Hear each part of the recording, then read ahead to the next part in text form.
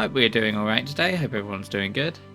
I have nothing much to report, but I plan on getting more quickly into it this time. I've already had a look over the continue button and the session recap. There is nothing much to go over there, so I'm doing my own recap. Let me just find the earliest save so I can show you in picture format. Okay, did we end off there last? No, we didn't. Hold on. There we go. So, first of all, we had a look around the Angel's house a little bit, and we thought we'd have a load of information, but it turns out it was just a little bit of lore. So nothing particularly too much to add. We did read some books, though, about propaganda and things like that. I remember that being something of note. And then we discussed propaganda for a little bit. Then we proceeded to run around the city a lot. We talked to a seagull. We talked to a devil. We talked to a merchant. We talked to... I think that's everyone that we talked to. I can't remember anyone else that we talked to. Then I was like, oh, there was something I wanted to look at. So we went back down to the city below, and we went back over to those floating torches, and we discovered there was a gelatinous cube there. At which point, we discovered there was a gelatinous cube there, so we decided not to progress forward. Then we proceeded to run around some more, and went down to where the Bugbear Mercenary, working way for the Halfway Bridge tribe, was located. So we went down there, had an explore over there. I remembered that there was a secret cache there, except I didn't remember. I just did it and then went, why did that happen? And then I was like, oh yeah, there was a secret cache and we were told a keyword to get in. So all of this in efforts to find a way into the tea shop. We then proceeded to have a look around there. We talked to the Bugbear for a bit. We found a giant snail. We attempted to pet it. We nearly burnt our hand off. We picked up a petrified bow. We talked to a psychic ant. And then we proceeded to go further up into a pathway off to the side. Then we proceeded to talk to a wall for a while. It was the same wall we had talked to in episode 1 of this series. We then explored a little bit more, going down this cavern until we were attacked by a rock monster. And then we rolled 2 natural 20s on death saving throws, so we didn't die. And we proceeded to kill the rock monster. I would say epically, but I don't think it was particularly that epic. We found this statue where we found that a emerald or some kind of gem could be put into the eye, and then something might happen. I proceeded to put my finger into the eye, being like, oh, this seems like a good idea, and then was worried about losing my finger. I did not. We discovered a camp along the sewer, to which point a crocodile came down the river. And I thought, oh, that's a crocodile. That's a cool attention to detail on the map. And then the crocodile started walking up behind us and attempted to attack us until we calmed it down. All in this to get into the tea shop, which we didn't need to do because I forgot that Darrow told us the keyword to get into the tea shop from the beginning. So yeah, that's what happened last stream. Yo, is that Ebb looking particularly esoteric? It is looking particularly esoteric. Hello, Cetron. Hello.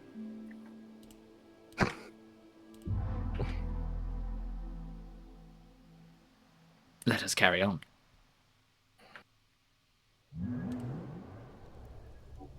Alright. Let us observe Krard, Rage of Ascan, with our constitution.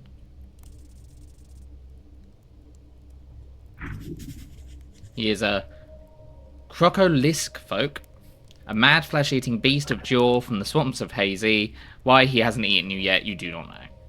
That is. I could have told you that. That is the information we have gained. Let's talk to Crocman. Oh wait, it was me, wasn't it? The hulking beast looks at you with a deep hunger.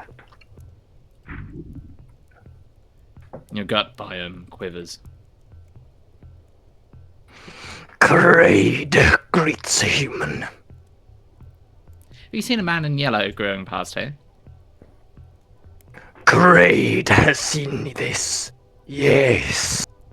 Oh, you have? Yes.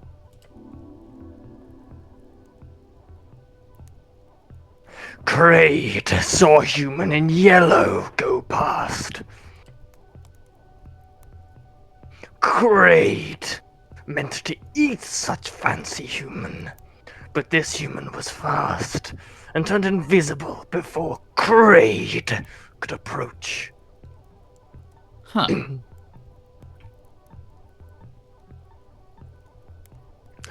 Kraid did hear fancy yellow human speak to self while walking past. Human said, "Where is this damn secret passage again?" A secret passage? Where? Kraid does not know. Are you lying to me? Kraid does not need to lie. Okay. So you went into the dungeon. Fancy human came from southern caves going into dungeon. Yes. Alright, thanks for the info. The monster smirks, or it makes no expression at all, because it's always smirking. What do you hunt down here? Many things. Kraid, dive and stalk. There is wild land below, far, deep, dark. Interesting. You find anything good down there? It is the darkest dungeon. Yes. Oh no, not again. Yes. Kraid takes many trophy. From big chicken to little drake. Just make sure you bring a torch. Yeah, I need it. And those of many, many teeth and eye. How many dungeons are dark in the Cast Morgause lore logs? Probably a fair few of them, because even other Darkest Dungeon games have been referred to. Games have been referred to. The Darkest Dungeon has been referred to in other games as well, so this is a long list. How could there be a Darkest Dungeon 2? That just means the first one wasn't dark enough. Kraid does not understand. Kraid does not understand these human naming conventions. Most are not tasty. Some very. He glares at your companion. You. The goblin does a comically loud gulp. He tries to play that off. Nice. Little green men. You are not tasty. And not even fun to hunt. But you look spicy. He holds up a hand in a stern face. I can assure you, I am not. The croc lets out an amused growl. But not above here, right? You stay out of the city. Yes. Kraid hunts in wilds. Urban sprawl is too easy. When Kraid has mission, the hunt begins. Mission? The croc smirks. Kraid say nothing. The goblin leans towards you and whispers, "Don't." Where else do you hunt?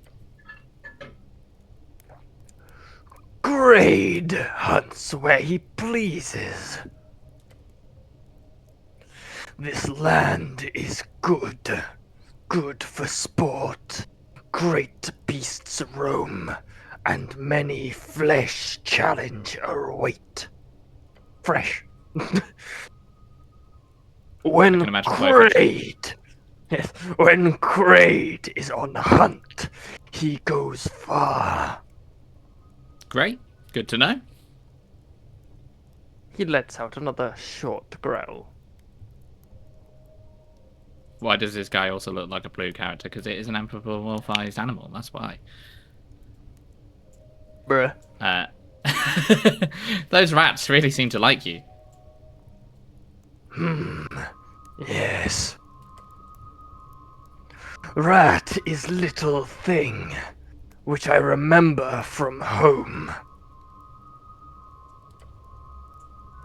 Big rat, those were great friends. I thought it might have been the rat on the shoulder. That too. You like little rat because you like big rat. He lets out a happy growl. Big mushy swamp rat. The gayest little rodent. Oh look, it's you, Cass. I hunt as little, then as big. I follow, I learn. Big rat is great hunter. Little rat has much to learn, but they will. They will. That's great. He turns to you and whispers, "Let's not get too friendly with this rat-loving croc, alright?" So you're a chef, huh? Yes. Cleric is hungry. Grade offer. Slog dog. Slog dog. Sausages made from gamey meat scraps, a classic among hunters across the coast. The beast holds out one of the strange sausage-shaped meat pieces. Slog dog. Slog dog. Stare at the meat. Slog dog. It is slog dog. Yes. You want a slog dog, Snail? I'm good. He's never been gooder. Mystery meat. Could contain anything. Beware. My FDA standards are high. Yeah, what's in it? Meat. I see. The beast holds it out in front of you. Inspect the meat first. You spend a few seconds looking it over. Some signs of aberration meat mixed with some type of typical Ascani fauna. You can eat around the more poisonous flesh. At least it does not appear to be meat from any folk. Sure, why not?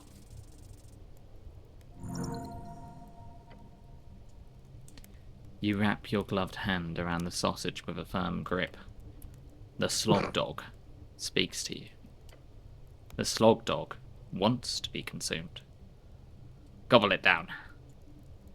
It goes down quickly, but the flavour catches up to you quickly. It is harsh, spicy, and rotten. You feel like puking. You groan. The flesh is down, but it might be coming up. A deep cackle escapes the maw of the beast. Great, sees cleric enjoying slog dog. Yeah, oh, good stuff. Does cleric feel benefit? Benefit? Oh. Huh? Oh! 66 hit points healed. The spice. feels strong. Begin shaking. What is happening? Cleric. Good. Slog dog work magic. Great is Master Chef. Even Gordon Ramsay say so. Slog dog is specialty. You know you're good when Gordon Ramsay just goes, yeah, good food.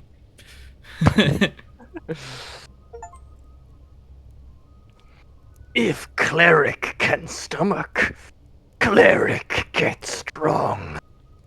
Holy shit. I feel... You feel... as if the natural world is growing within your gut. A glorious unity between earth and mammal. The great wave of the primal spouting, springing, dancing, kicking. You are now ready. Ready, Shiva. You are ready to join the worlds of Ascani. This is your path.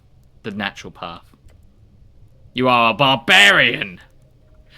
Roar! Slam your chest uncontrollably. Now covers one of his ears to protect his hearing. Cleric is energetic. How does cleric feel? I feel perfectly okay. Average even. It might be a first for you, I assume. Good. Great help, cleric. Like this can say.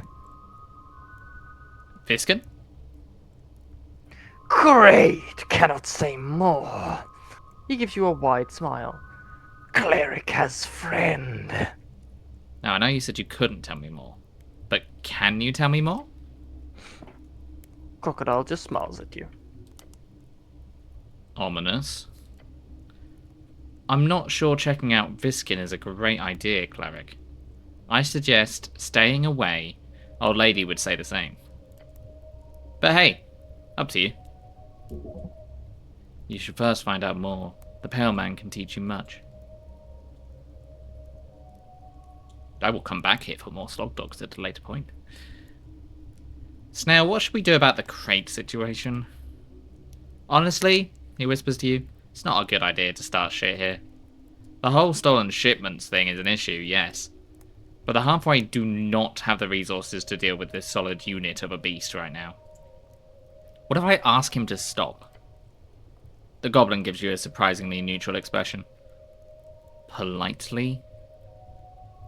What? Don't you think I could do it? The goblin shrugs. I'm not sure what I want. I'm not sure I want to find out, but I don't think you're going to give me a choice. Go ahead, play high-risk alligator picker. Why not? Alligator Picker, a children's game where you get your fingers pricked by a makeshift alligator mouth if you press the wrong tooth. A rare toy these days, but as the last factory producing it, Blood City Bay, shut down due to an above-board amount of haunted copies being sold across the coast. I'm going to come back to this, because I think I might be able to get the DC to be lowered. Never mind. The beast pokes. Oh, that's you. The beast pokes at his stove. I found this rat. Show him the right rat. The monster stares at you as you hold up the white rat in an uncomfortable grip. Kraid sees that.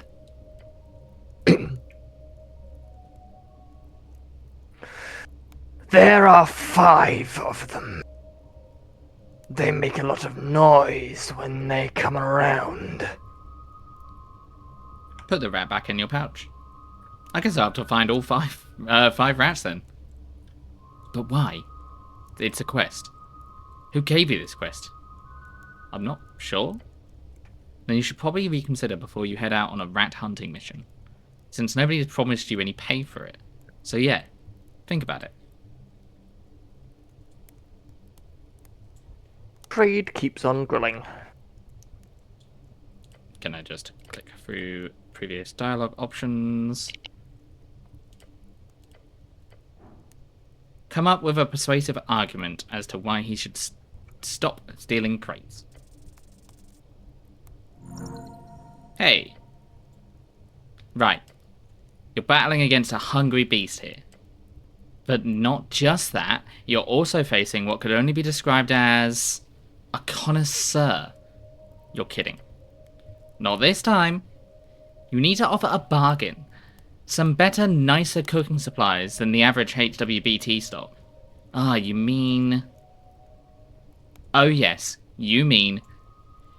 Craig, I wish to inform you that you were getting subpar goods here. Subpar. Those crates, they're all from the Halfway Bridge tribe. If you're looking for better goods, I would strongly suggest focusing on another target. The beast leans in and glares at you. Kraid wishes to know where these better goods would be found. Tell him about the dwarven vessels. They won't miss a few crates. As bad as stealing is, the ones who will miss it to the least of the free striders, the trade company.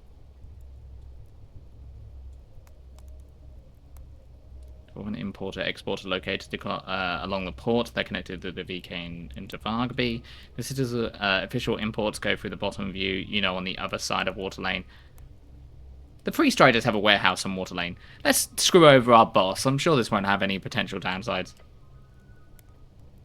What the fuck, cleric? He growls. They have better, fresher goods and more exotic stuffs too. You'll definitely want to focus on them instead of these cheap goblin crates. Maybe Kraid will. This supply is getting stale. He turns back to his stove with a deep snicker. Nice job, the goblin whispers to you.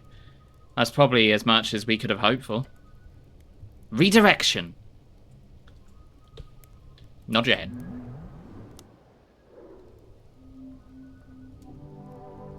It is now dusk of day 2.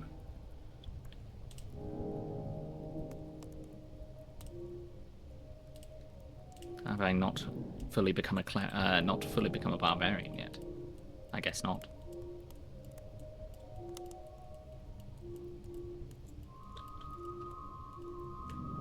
Interesting.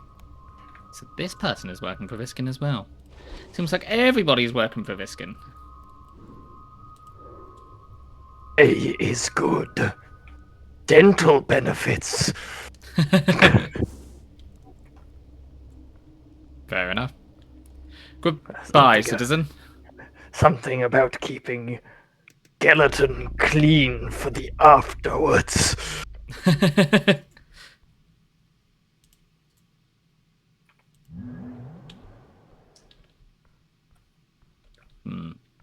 What?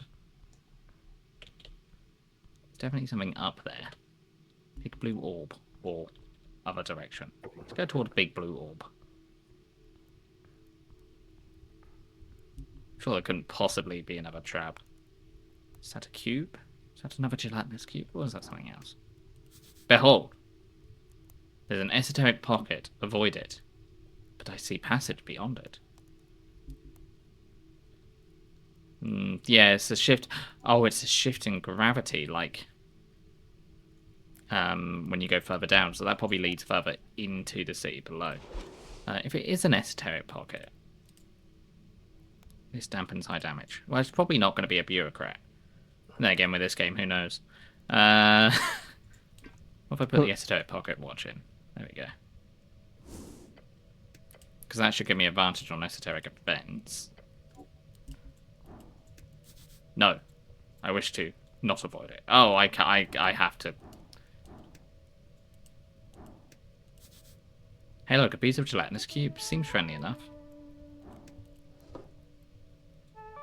Sloshy stress cube.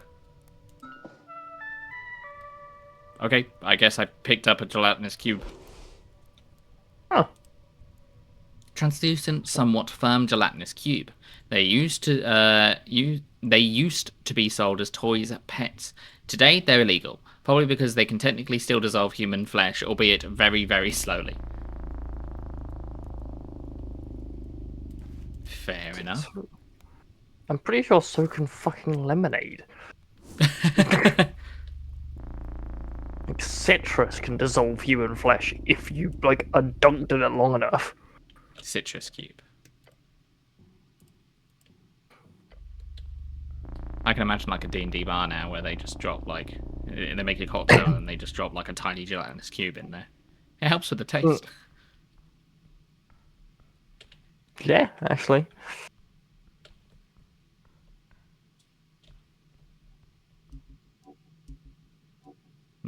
This has lasers coming out of its eyes.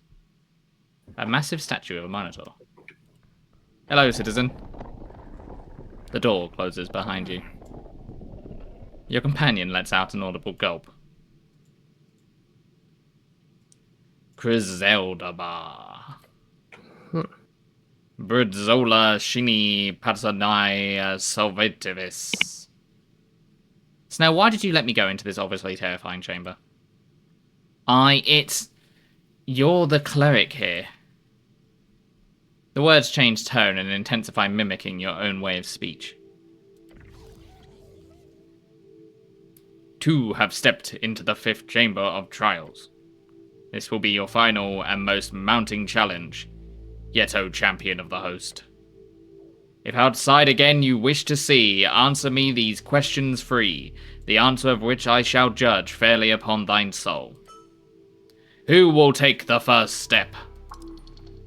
Damn it, why'd you have to pick the big scary light cow room? Big scary red light cow room.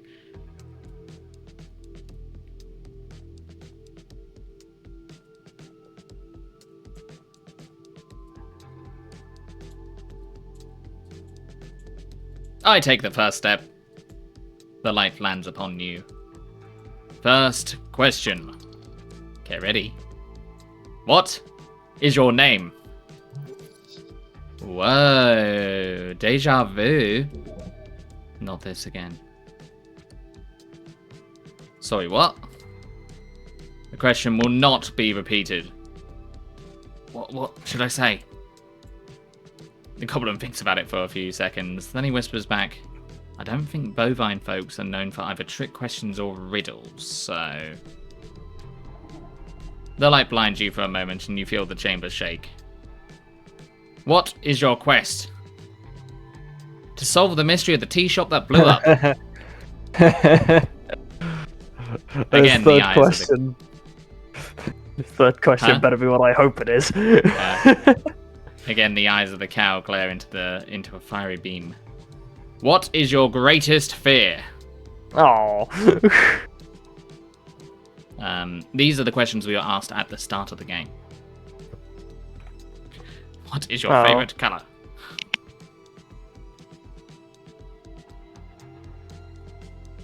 To be abandoned. For a third time, you feel that rumble, along with the hot gaze of the Minotaur. It then turns to your companion. The chosen will be you. Snell in response gives off a shocked scoff. That's easy. You can sense the relief pass over him. Yeah, this was pretty stupid. All that build up for nothing. At least the cows know how to put on a good show. The goblin stands up straight, facing the light. Go ahead, Guardian. Ask your questions. What is your name? My name is Snell. He enunciates perfectly. The eyes of the statue grow stronger once more. What is your quest? You catch him glancing to the side for a second. My quest is... Be quiet and hope the goblin doesn't fuck this up.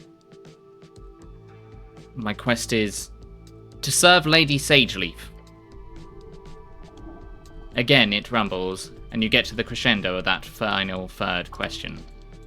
Nothing bad yet, very nice. Snell looks confident. What is the scholarly definition of numanism? His face drops. What is the scholarly definition of numinism? That depends. Arcane era scholarly definition or divine scholarly definition. If you'd gotten this question, you probably would have short-circuited that math. If you've gotten this question, you probably would have short-circuited that magic mouth.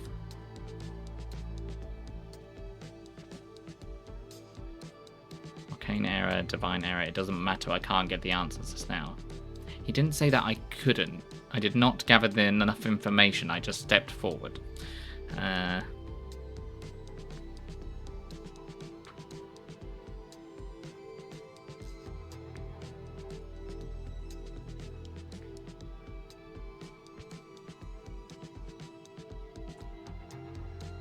God, law. It's challenging me on the law. What came first, the divine era or the arcane era? The arcane era came after the divine era, from what I can remember. This is probably older than that. But the question is, can I give it to him?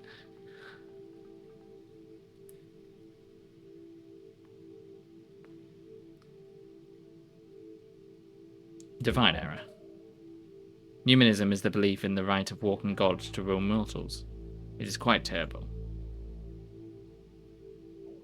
Attempt to show Snell what numinism means. The goblin has his eyes fixed on you as you hold up your hands. Pretend to act like a tyrannical magic man with a big stick, and then pretend to use magic to mind control your followers. Then pretend to show how those followers slowly overcome you as a way better arcanists come into power through a fair system of meritocracy during the Arcane era. Pretend to pray, then pretend to be as big, strong, a big, strong earth. Then pretend to show how people congregate into cultural units even underneath God Kings during the Divine Era. It would be number 2.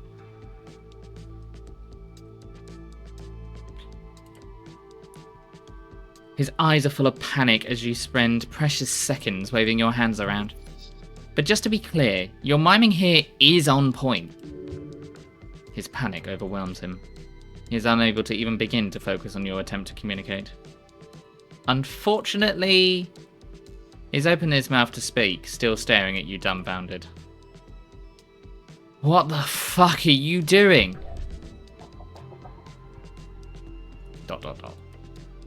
Oh. Beneath you, a sea of spikes. Oh. Scramble to grab anything. No. Microseconds, that's what you got. But somehow you do manage to sprawl out with your hands landing on rough stone and your feet.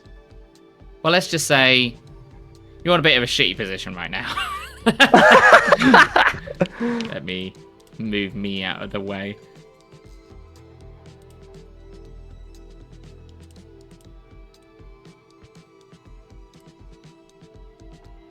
That's got some core strength. You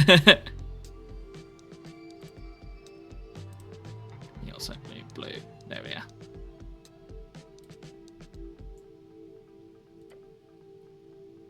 Do not move.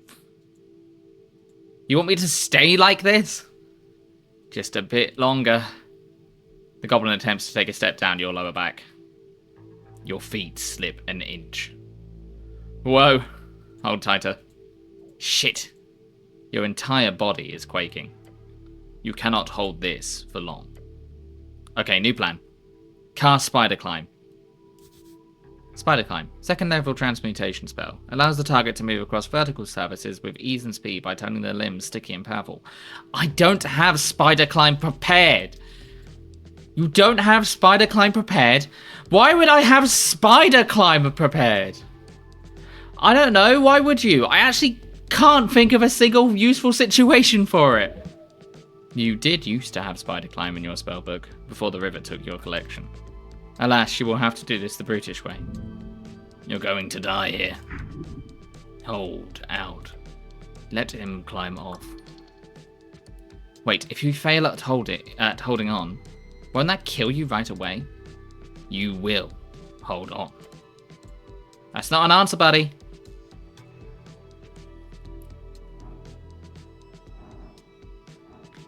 That's a disadvantage. I could look down. That's probably not the answer. Snell is on your damn back. Constitution is the best roll I can make here. Hold out while you let Snell climb off. Oh, that's not good. Snell, climb off. Carefully. Right, okay, careful. He shuffles his weight to one side. Your left foot slips. Careful. I'm trying. He takes another step. Your right hand loses grip. For one terrible moment, you feel yourself falling. Try to climb off. I got this. You don't. The goblin lunges for the edges as your body drops. I'm also going to move me back over now. Ow. That was 9 hit points of damage we just took. Yep. Iron. Cold iron. Everywhere. Need another slug dog. I do. You hit the spikes at an angle. Your armor taking most of the impact. But not all. Cleric! I'm okay! You then feel something pulling. Whilst I'm down here, let's just cast Cure Wounds. For 13 hit points. And running out of first level spell slots. I got you. Many agonizing seconds later, the goblin manages to fish you out with a combination of his sling, parts of his shirt, and creative profanity. Climb him up on the side. The voice starts up again as you do. You have braved the pit of wrong answers. Breathe and stand. Wobbly, but firm. You stand. Step forth and claim your prize, the plundered eye.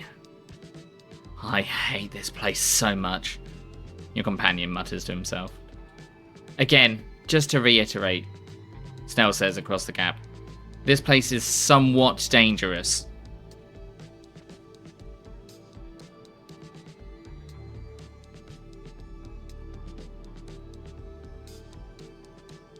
Divine rule. Humanism is when walking gods rule. Well, I don't know that. Why would I know that? Yeah, I guess you wouldn't know that. The goblin gives you a frustrated but ultimately relieved sigh. The statue is now silent, and you hear an esoteric boom coming from the drawer below its legs.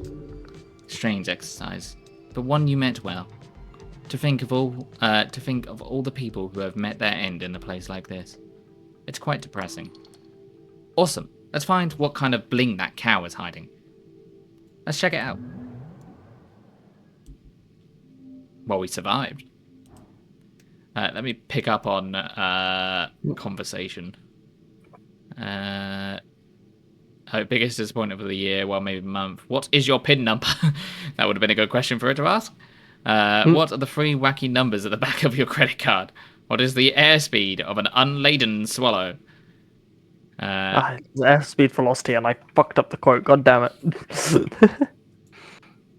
African or European? What? What's the reference there?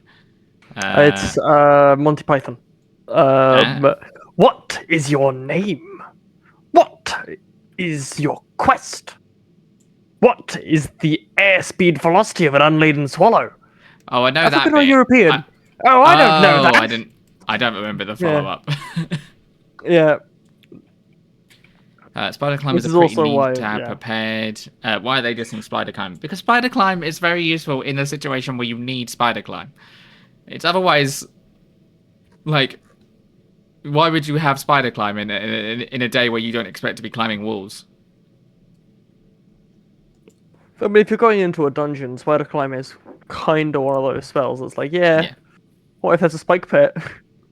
I also don't have spider climb, so it doesn't matter. Thank you, Vivu, for educating Morgause on something that should realistically be in everyone's minds. I do know it, I just don't remember the whole thing. I don't have it memorized in my head. Because you might go around your day and suddenly find yourself needing to climb walls. Yeah, but how often are you going to need to do that? Lilium had to do it quite a bit. Fair point. Memorize it then. I don't know it. I don't have it. I can't I mean, the memorize it if I simple don't one. own it. What? Oh, no, he's talking about Monty Python. Oh, okay, cool. Yeah. Uh, Memorize it then. I refuse to. There's a Jason. +1 strength, -1 intelligence. Incense bowl. +1 intelligence, +1 wisdom, -1 charisma, -1 constitution. Recovers a first level spell slot every 3rd hour. Well, that could be handy. How do I offset? That gives me 10. If I do it again, it goes to 9. Dampening high damage is useful. What happens if I do this? Okay, my constitution is concerning. My everything is concerning. Hold on. What if I just completely...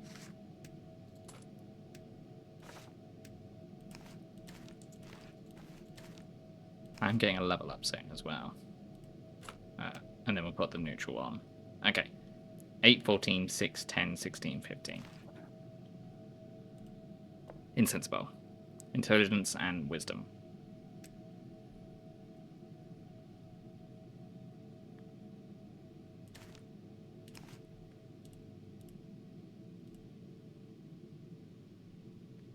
My charisma is an even number. My wisdom isn't. Is there something that's just +1 wisdom on its own? My con's also concerning. I could do that. That is a pointless 15 charisma.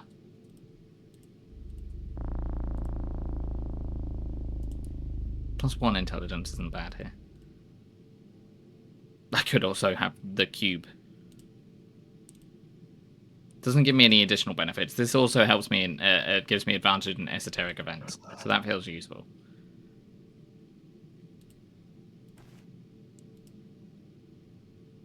+1 intelligence, +1 crit. +1 -2 charisma.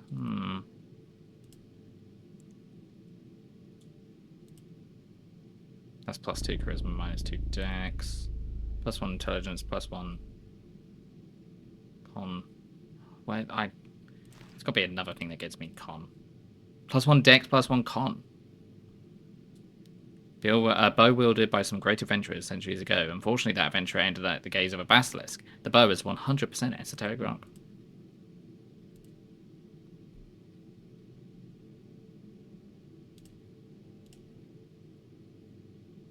Okay. I got an idea.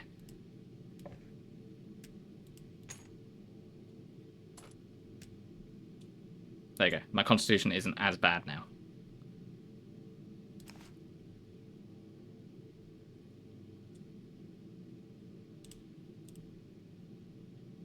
That would lower my dex somewhat.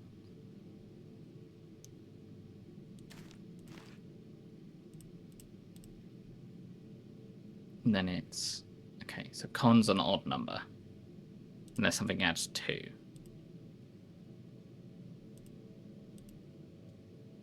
Oh, that lowers my wisdom, though.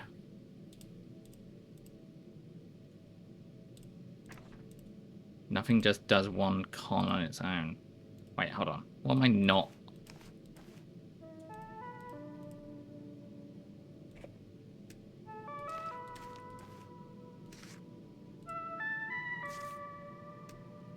There we go. 6, 12, 8, 12, 18, 17. Oh, my charisma is an odd number, and that annoys me. That's fine. I'll live with it.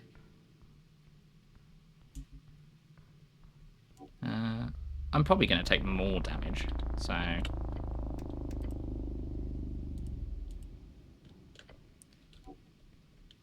Well, the Jade... Hold on. The Jade, I feel...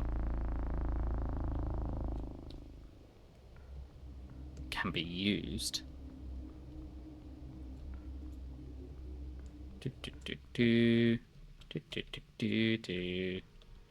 That's a wall.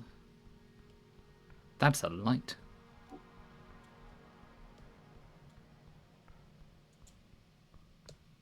That monster's dead.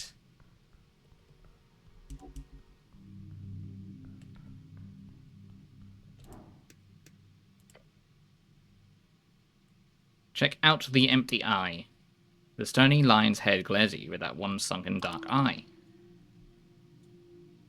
Might want to be careful about it, but you can probably put in that J-synth here. Put in a J-synth gemstone. Carefully, you guide the J-synth into the perfectly sized eye hole. Once close enough, like a magnet, it gets sucked in.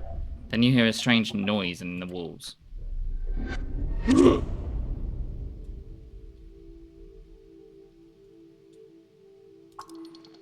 Oh god. The goblin gasps for air, unable to speak. Look to your left. Oh. You just almost just died. Begin to shake due to a slightly delayed adrenaline kick. You would have died, but had the final blade not been blocked by those vines. And Snail would have died if he had just stood a little bit further back, or to the left. Fuck. The goblin is actually shaking. Nice dodge, Snail. We were so close to just me, like, dying. Look at these things. You'd be cut in half. Are you aware of that, cleric?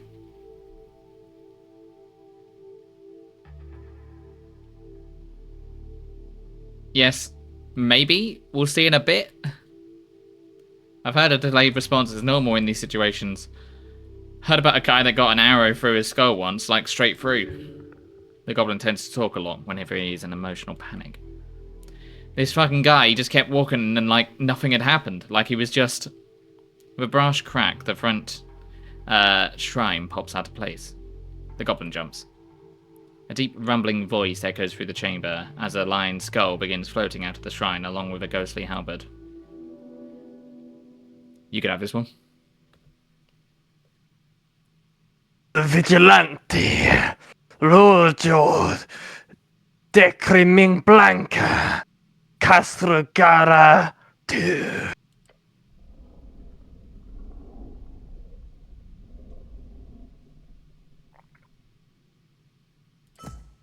Then the skull falls to the ground.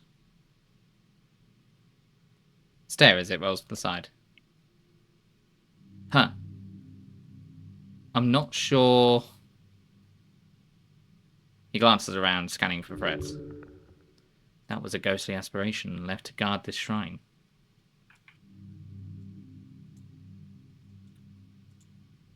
I don't think they planned it to go that way.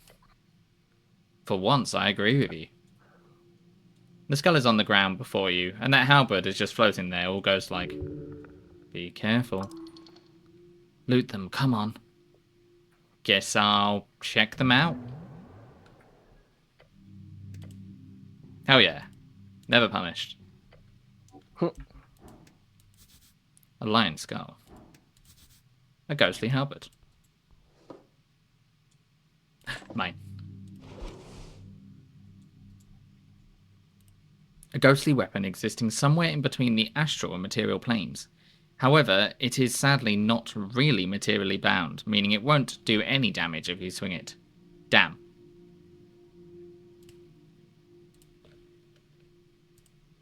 Okay. I won't equip it right now. What about the skull? You kneel down to look at the cat-like skull on the ground. Hello. No response. What's your thoughts on this now? My head's as empty as that skull, cleric. Can we go? Okay, I'll leave you to it. Pat the top of the skull.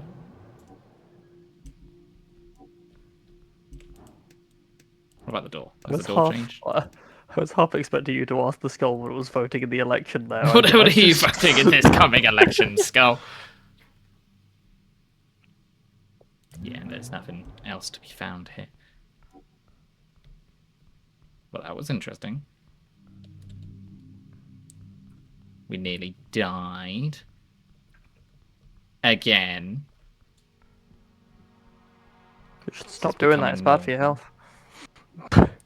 No, I am the cleric. I run into danger blindly.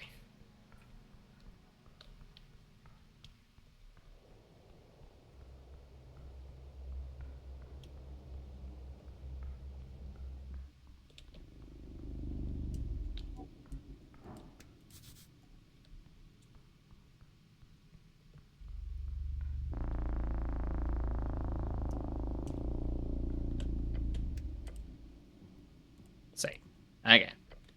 I'm not paranoid. It's fine. We're on the other side of the cube.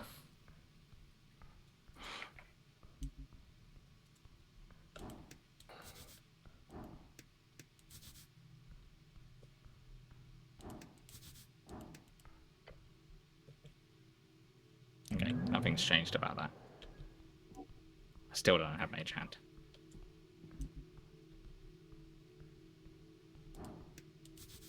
A mysterious door. Before you stands an iron door. At its centers, a 5-pointed star has been etched deep into the metal. Esoteric energy emanates from the surface. A faint hum vibrates through the iron. That's some fancy door. Any ideas now? About your fancy mystery dungeon door? He crosses his arms and stares at it. Not really my area of expertise, cleric. But I bet you'd need some kind of password or a spell. Or, you know. He mimes breaking something with his fist. Subtle. Very subtle. But yeah, it could work. Examine the star symbol. Mystery dungeon, you say? Maybe this is the darkest dungeon. You lean closer to inspect the etched star. 4 points, perfectly symmetrical. Each point of the star grows faintly with residual magic. Touch the door? Your gloved hand meets cold iron. A ripple of translucent energy pulses across the surface. It's locked, magically. But this one feels stronger, more personal. Right, so... Smash it! Or perhaps think for a bit. Obviously, there could be a way to get inside. Master Hagenshags, I will learn. Say the words from the Petrified Wizard. I could do that. I don't know if that's the correct outcome, though. Well, that's just... I can't do that.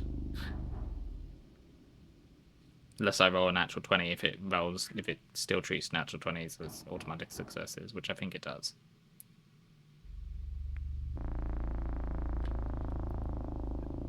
Press your ear against the door. You lean close, listening. Nothing. Complete silence. The door is too thick, or there's nothing beyond, or something is waiting very, very quietly. Stop scaring yourself. This wizard knew what they were doing. You think it was a wizard?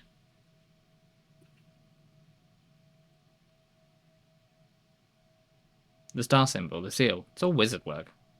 Fair point. Something valuable indeed. Or something dangerous. What kind of magic is sealing this? Arcane lock, without a doubt. Can I dispel it? Obviously, if you had the spell for it. But this seal feels particularly robust. You need to be very skilled to break through. Is there a password? Most arcane locks have passphrases. A word or phrase that unseals the door instantly. But you'd have to know what it is. Could I break it down? The door is iron. Thick iron. Breaking through metal and magic. The seal might fight back. Magic wards often do. Step back from the door. Look for a keyhole. You search the door's surface carefully. No keyhole, no locking mechanism visible at all. This door doesn't open with a key. This looks I like feel a like puzzle. that would go bad. Master Hagenshags, I will learn. Say the words from the Petrified Wizard. It was the answer. The door swings open with a powerful boom. The sound echoes through the dungeon hallways. Everyone heard that. Inside, you see a faint light emanating from within. Soft, almost inviting. Well, after you, cleric. The goblin gestures towards the open doorway. He's not going first, that's for sure. Beyond lies the unknown. Time to find out. Leave. What's And that? with that, we will go on an ad break, and we will find out after the ad break. Lie in suspense as we have ads. Bye.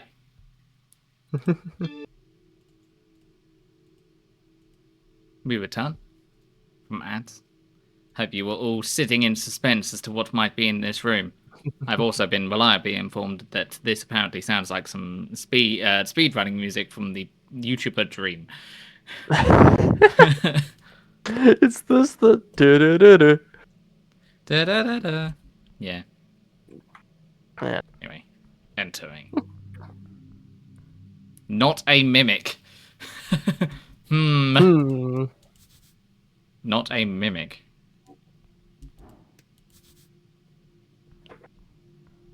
I think looking at. Sure, that looks safe. Let's try and address the possible threat in the room first. You squat down in front of a dusty chest. There does not seem to be any padlock or locking mechanism on it. You should be able to open it easily. Right, so that's a mimic. What makes you say that? The sign, mostly. I actually learned to read when I was a wee lad. Don't all goblins learn to read? No. You sense an arcane dump truck of sarcasm. He crosses his arms and nods. I'm the only one that went to school, actually. Stare at him. Normally, goblins just aren't smart enough to handle amazing human writing, so the scholars were shocked when they saw my abilities. We had philosophers and prophets lining up to see me in action in the school bench. They actually built an entire academy just for me.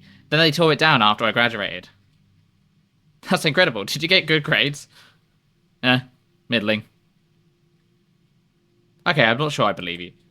That's fair, actually. Good even. Now to get back to the point. Well, the sign obviously indicates that this is indeed a mimic. I have a feeling there might be some esoteric bullshit going on. Esoteric bullshit. Whenever the weird, unstable magic around Jaws Coast makes things a bit too wacky, people tend to say this. I've heard of weird things happening when the tunnels shift. So there isn't like a crew of people going around putting up signs warning about potential mimic chests. He blinks twice. The poor goblin has trouble evaluating your insane question. It is a reasonable question considering this mad city. I wouldn't entirely dismiss the idea, but I'm leaning towards a no. So what do you think I should do? The goblin shrugs. So I should touch the chest? I don't feel like you get eaten, but you might get eaten.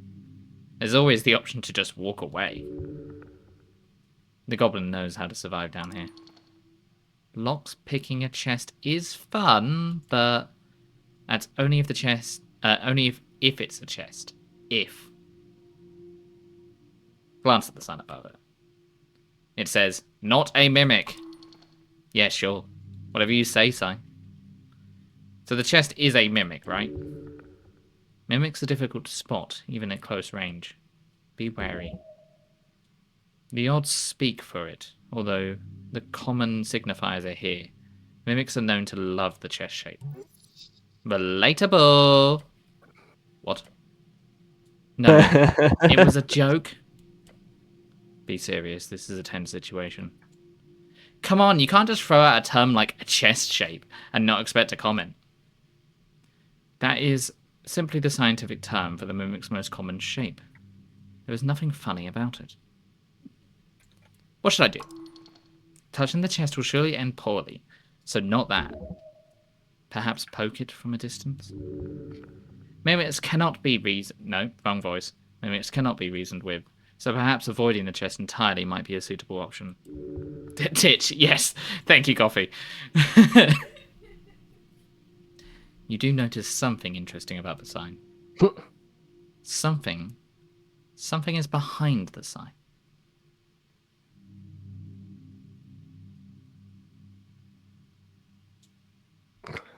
Just says. Can I address that?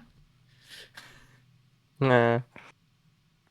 behind the sign it just says, "Ah, you got me. It is a mimic." It's all a mimic. I'm thinking the sign's a mimic. Not the I chest. think, based on rules of comedy, nothing in this room is a mimic. However, the next room you walk into will have a mimic. Place a hand on the chest. Just a quick tap. With a shaking hand, you move closer to the surface. Your hand touches it. Your glove scratches upon the rough texture, but nothing else. You move away your hand. Well then, you know what this means? Treasure time! Guess I can open the chest? Yes, you can. There does not appear to be any immediate threats. This is strange. Something is off. Flip the hatch. You kneel in front of the chest and unlock it. There is no other mechanism keeping it locked. So you can just open it. Alright. What an anticlimax. Let's see what we get. Crowns. Potion of healing. And some incense.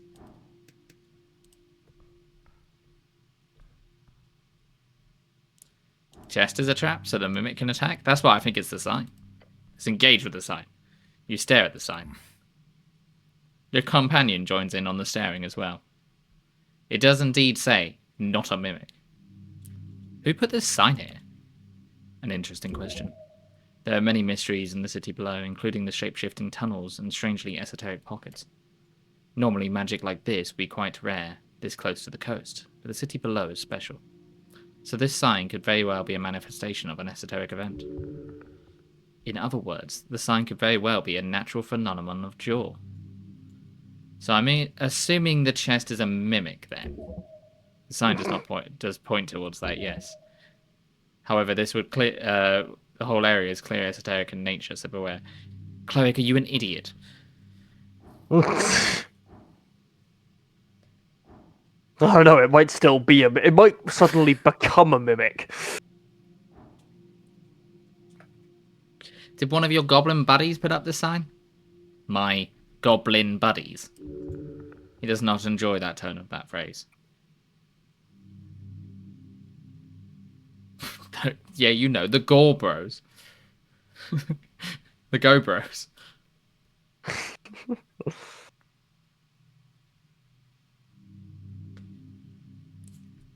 I mean, this too is slightly mean.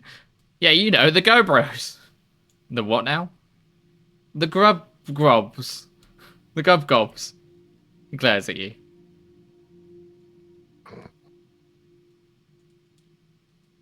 What about ghoulies? No, cleric. I can guarantee no one from the halfway put the sign up.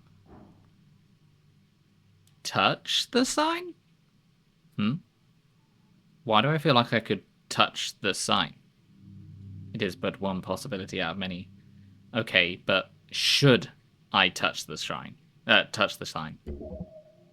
Perhaps you should think about it first. Think about it a lot. Look at the shrine. Sign. Sign. It is a sign. It says not a mimic. Wuthering. Wuthering. Figure out what's off about this whole setup. Lick it. No, I guess I won't. Nope. You have no idea. But you should probably be careful. You do notice a slight gap at the side of the sign. A gap in the wall. There's something behind it, perhaps. I know! Then let me address it!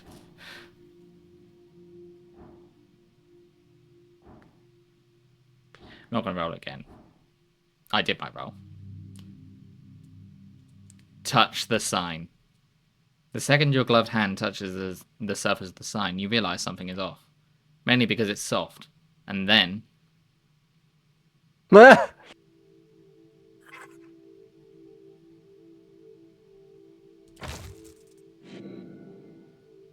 the many, Many long teeth dig into your hand, breaking the skin, crushing the bone.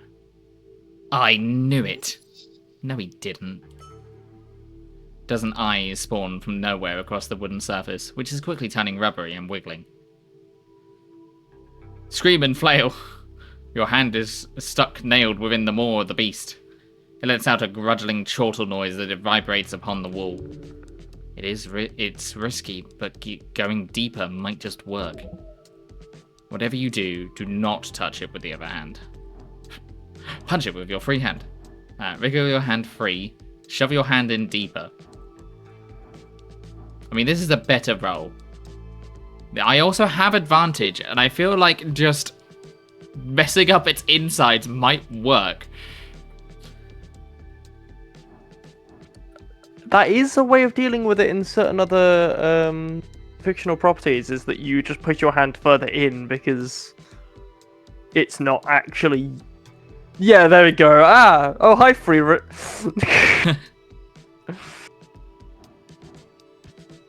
This is a better roll, but I don't think it... I think this is more likely to provide better success. That's probably not true. But I want to do it, so I'm going to do it. I'm going to shove my hand in deeper with the advantage. Hell yeah, natural 20. The pain is intense. It gnaws at you. Embrace it. Ram your entire arm into the maw. As you push your arm forward, the many sharp little teeth are actually tugged out of your flesh. Go deeper. The creature's many eyes go wider and wider. As the teeth begin to scrape against your elbow, it begins making a squealing wet noise. Like a squirrel choking on nuts. Nuts. Then its maw widens as well. It's letting you go. See? Friend. Pull out your arm. With the teeth just barely not slicing your entire arm into strands of flesh, you quickly rip it out of the mimic's maw. It is left wheezing and gargling upon the wall. Stumbling back, you hold your bleeding hand. The goblin steps in between you and the monster. Get back! Its many eyes focus on you two, and then... Right, do you want this one? Sure. Right, hold on.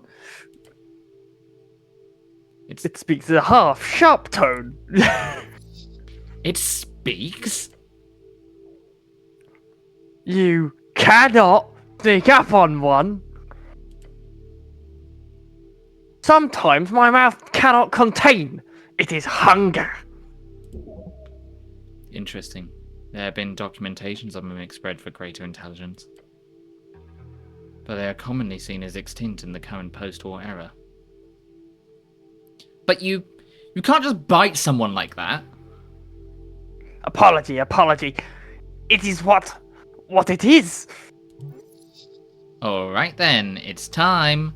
Talk this bad boy over to your side. You can do it. I honestly did not expect you to talk. This is kind of throwing me off a little. You don't talk often, no. But you understand. Yes, I understand you. Understand. That is good.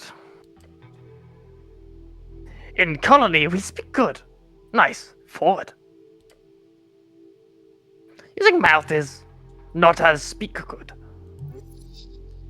This thing might be hideous, but it's not outwardly aggressive right now. If you want to reach out to it properly, try to mimic its speech pattern. Pun intended. Yes, this monster is not mindless, and while its intentions seem to stem from survival, that is not the most evil of leanings. Perhaps you can indeed hear it out. Can you trust a monster built to trip people to death? Punch it in its central eye. So, you are friendly? The creature makes a nodding-like motion. I am. Well then, time to talk. Look, the goblin says, turning away from the monster. I wouldn't trust this thing at the end of a 10-foot pole. However, if you can get some nice info out of it. Trust but verify, right? So... The mimic looks around. Aye. Mission! Wizard told the guard. Stash. A stash, eh? But room change place. Chamber shift. Time pass. So, guard meek move. Feeding, guarding. From people coming from not dungeon. The poor little guy has been stuck down here for a very long time. But Meek can talk. Talk a lot. Ask Meek. Your name is Meek. Meek, yes. That's a great name. Yes. Must be lonely down here. Not lonely always. Colony is somewhere. In past and west. Long time spent in colony. Most are very dumb in colony. They do not enjoy smart. They kick out. Not allowed to be smart. Anti-intellectualism truly is a cancer upon our realm.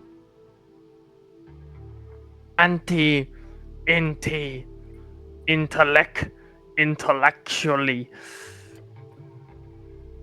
Not good, no. It is curse. Smart curse. How strangely relatable. What do you know of this place? I know much. Or it shifts around a bit, swaying its gaze. I know danger and secret. Place is full of danger and secret. Master told much and shared little.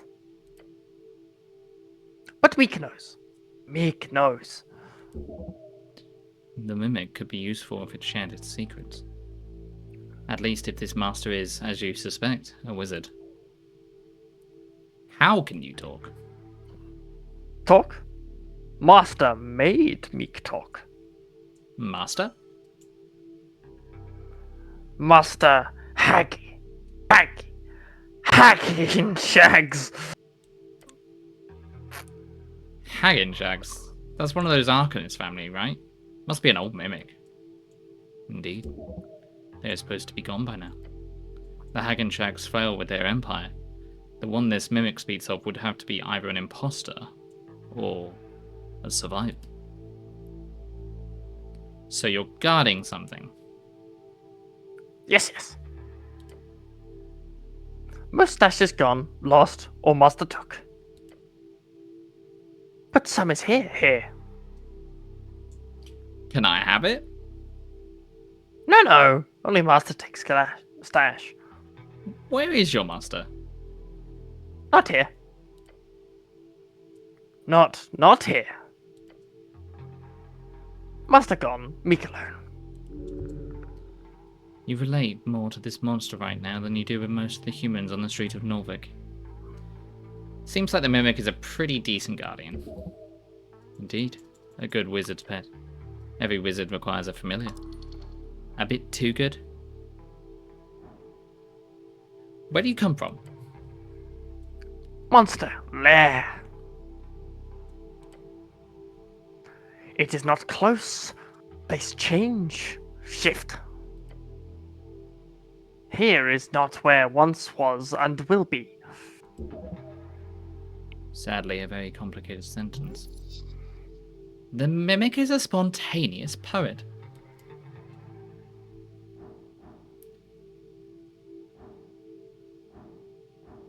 I can ask it to join the party? Really? That DC's been going down as well. It would help to have more allies if you can call a mimic ally. If you can get the creature to just hang about and share its info, then why not? A mimic would be a decent familiar. The goblins, however, have not proven to be a sufficient servant. Snow glares at you as you stand there in silence.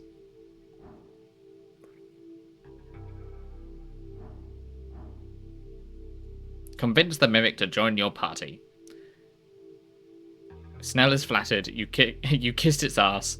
He shared his plan with being too smart. His pain with being too smart. I'm not going to do this one because I think that could piss it off. I'm not going to tell it to give me the stash. I'm not going to punch it. Convince the mimic to join your party. That was 5. Nice. Right. Well, this might seem pretty simple at this point, but you got to convince this thing you'll be its new master. Oh. And you do that by, well... Hey, Mimic, Meek. Yes, yes. When was the last time you saw your master? Master? Yes, yes. Master was... He fidgets on the wall. Master had a... Master say... Meek should... Then... Meek not see Master for long. For long. There we go. You made those gears start turning. Now hit him with the big one. Your old master is gone, Meek. Oh. But... No buts. He's gone. But it's okay. I will be your new master. Oh! The Meek's eyes go wide, revealing a horrifying mess of shiny pupils. When it begins to shake. No, that does not. Does not. What? Only Master can order. Old order. Still fresh order. Maybe ask... What exactly was the order? Order? Master talk. Guard Meek. Guard stash. Guard Meek. Only order by Master. Well, there's a loophole in there. Your guard Meek. Guard is title. Title is guard. So if you stop having that title, you're no longer guard Meek, and thus you don't need to follow the orders. Meek stares at you for a moment. It turns to your companion as well. Sounds logical to me. Yes, that should work. But, Meek is guard Meek. Well, not anymore. By the power granted to me by the city of Norvik, I now officially deputize you, Mr. Meek. What? The mimic jolts around the wall. Your new title is now Deputy Meek. Congratulations. Want to join the party? A horrid screech sound is emitted from the monster as it leaps towards you.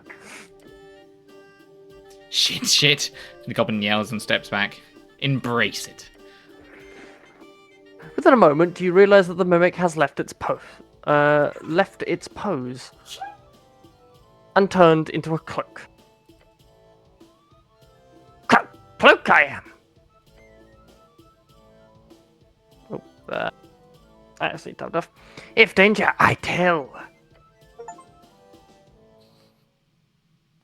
Familiar has joined your party. And I got an achievement. Keep familiars equipped to gain bonuses and dice checks. Deputy Meek at service. Are you sure that's safe? What's the worst that could have happened now? It'll be useful to have this little guy around. Yes. Little guy.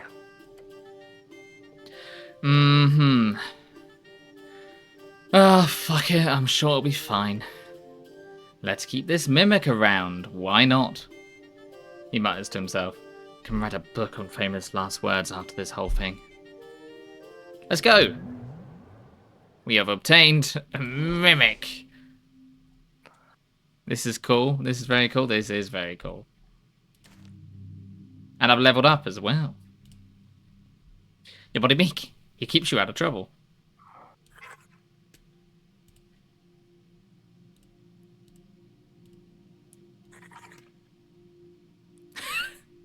There he is. With his mouth. Yep. Let us level up.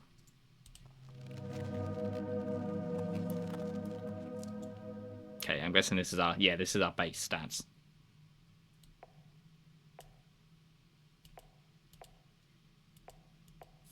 What do I want upped?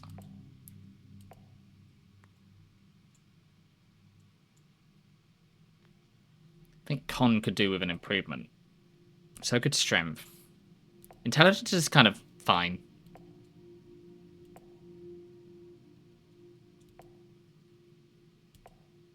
Hold on. Can I? No, I can't escape. Okay. I don't think this is with any of the improvements by the looks of it. I think this is just base. Mm-hmm.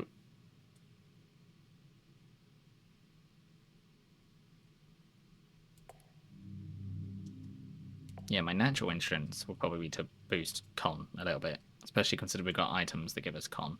But the items tend to give us 2 con, not 0 con. But I could do it twice for the next level up as well.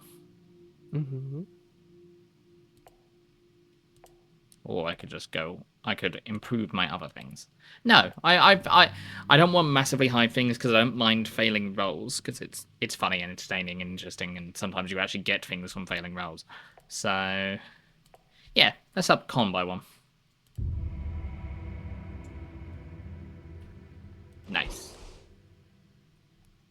I have, however, become dumber.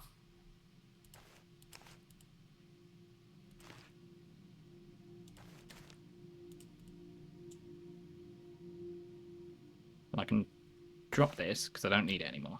So that makes my con 8.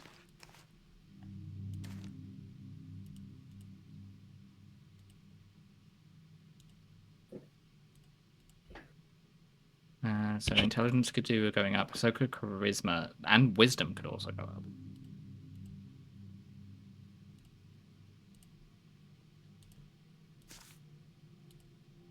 Oh, I need to pick up my wizard book as well. My spell book.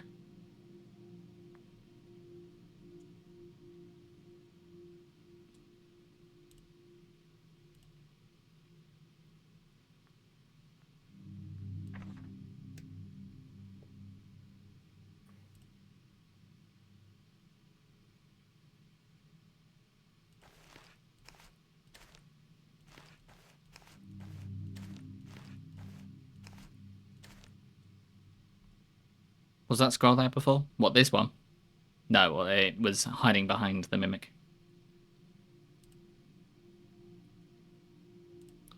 So I would lose... Okay, if I do that, it does lower my con again.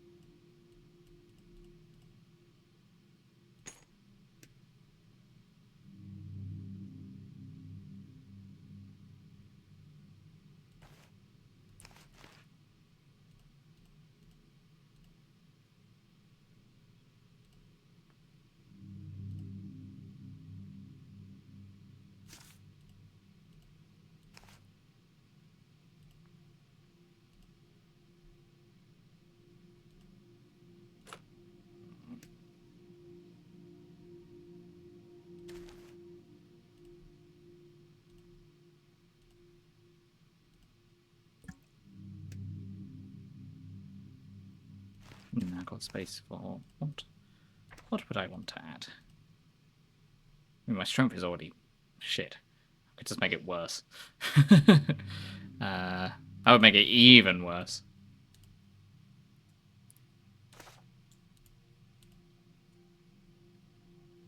Or I could drop my charisma because of it, but I like charisma. I want charisma to talk more. There's no other odd numbers.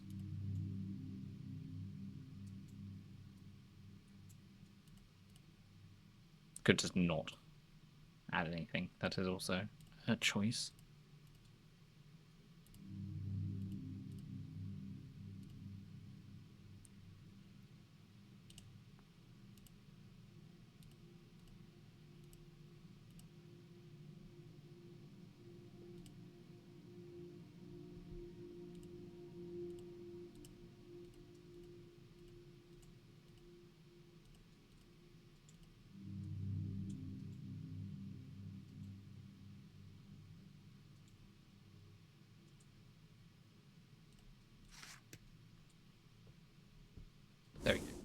Alrighty. Scroll. Behold, a spell. Bone dust. Knock. I now have knock. That could be Ooh. handy. I also have third level spells, but no third level spell scrolls. Oh, nice. Now you can get into the tea shop. I could, yeah. I suppose so. This could have been a route if it wasn't completely superfluous because we have the password. A monster manual, but most pages are ruined. You can hear the wind outside, an illusion, surely. Stack of cryptic books.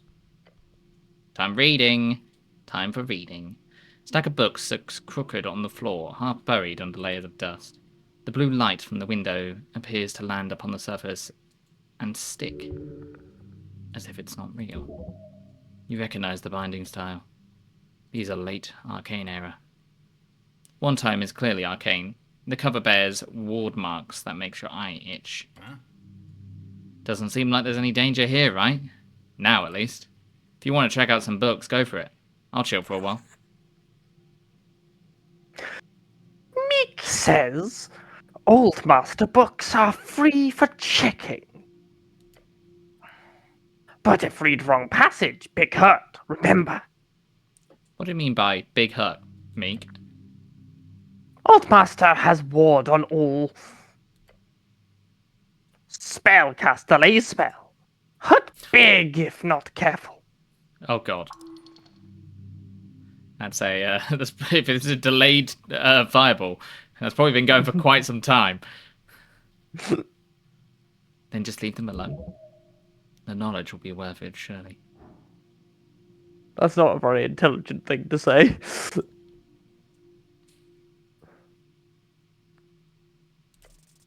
Yes, but intelligence wants more knowledge. And so do I. The ward recognizes your competence. They part like curtains. Inside you find a treatise on sensory magic, illusions.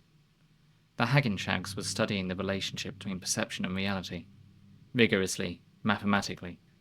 Hundreds of pages of experiments of the mixing of illusions and divination. Look over his results. He posits the mind does not receive reality, it constructs it. Each moment you senses gather fragments, colour, sound, pressure, heat.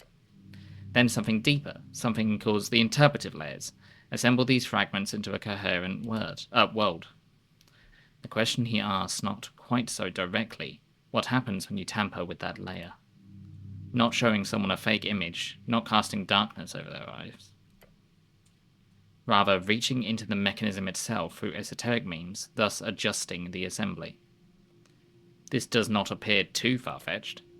It does not. This seems to ally well with the scholarly basis of your education. However, the next part does not.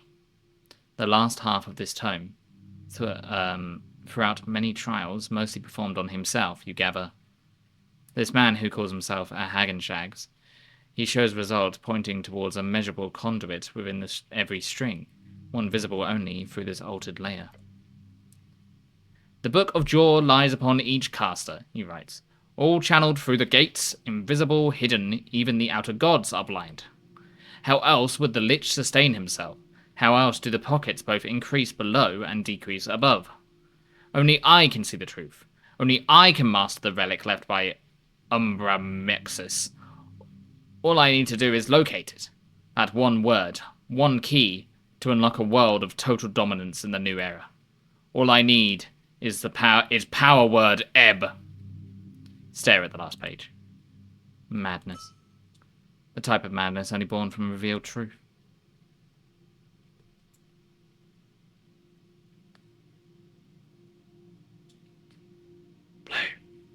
New Master has read Old Master's book.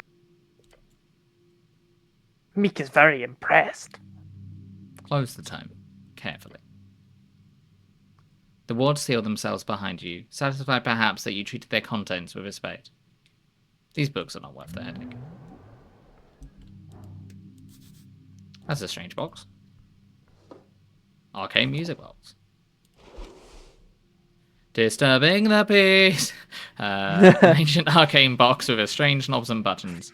Each turns to make some screeching foul sound. You are unable to do anything beautiful, artistic, or functional with this. What is the point of it then? Many ruined magical scrolls, only one appears intact. Dancing lights? Hell yeah. You create a torch-sized light within range, making it appear as a torch lantern, or a glowing orb that hovers in the air for the duration. Whichever form you choose, the light sheds dim light in a 10-foot radius. Look, Snell. I made a disco ball.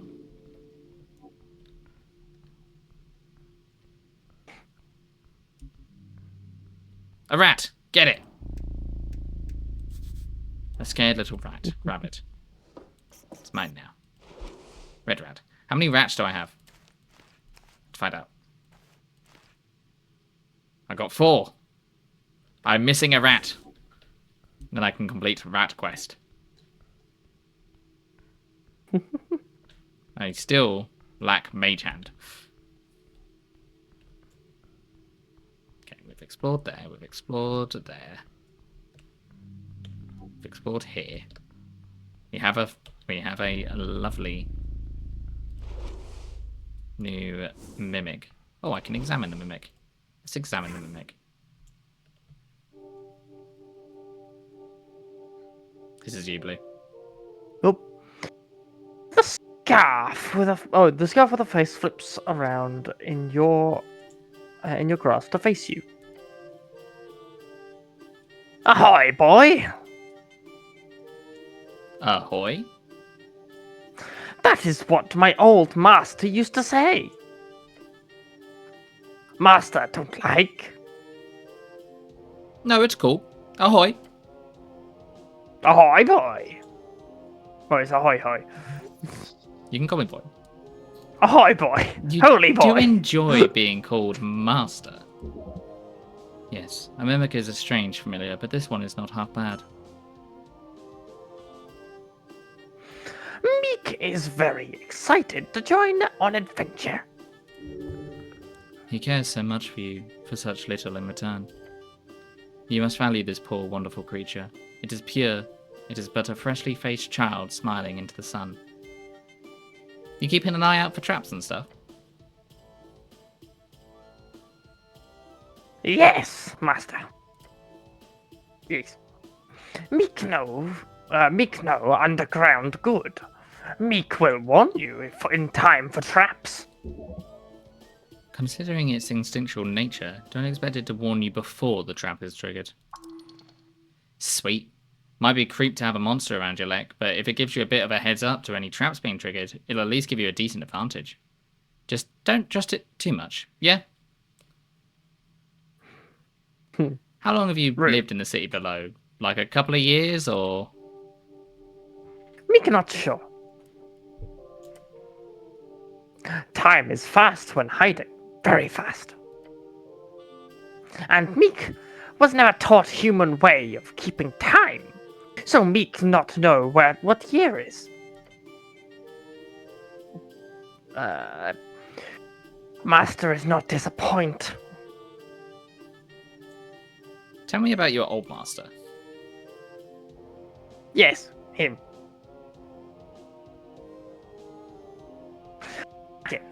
Again, Shags. Yeah, him. Master, he is Arcanist. Yes, yes. That is what he say. Good thing you got away from him. Arcanists are bad news. Yes, new master is better. What did he look like? Old master has green eye, sharp claw. Wait, very scary. You think he looks scary? Yes. Old master has same hat, but different from Merrick.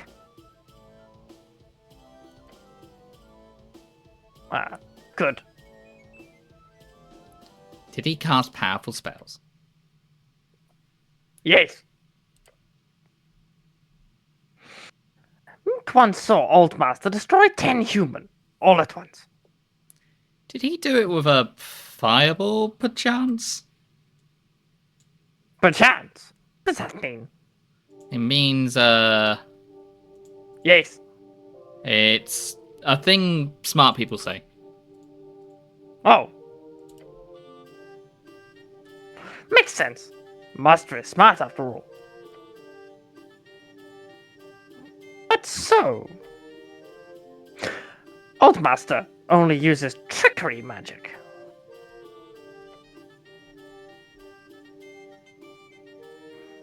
He makes all human go mad. They killed each other. Other than sharp sticks. Oh, yeah. What a rotten way to die. Terrible, but effective. Old Master was really big wizard. Big. Was he a LARPer or an actual Arcanist? What is LARPer? Like, did he just play it being an Arcanist, or was he the real deal? Does not know.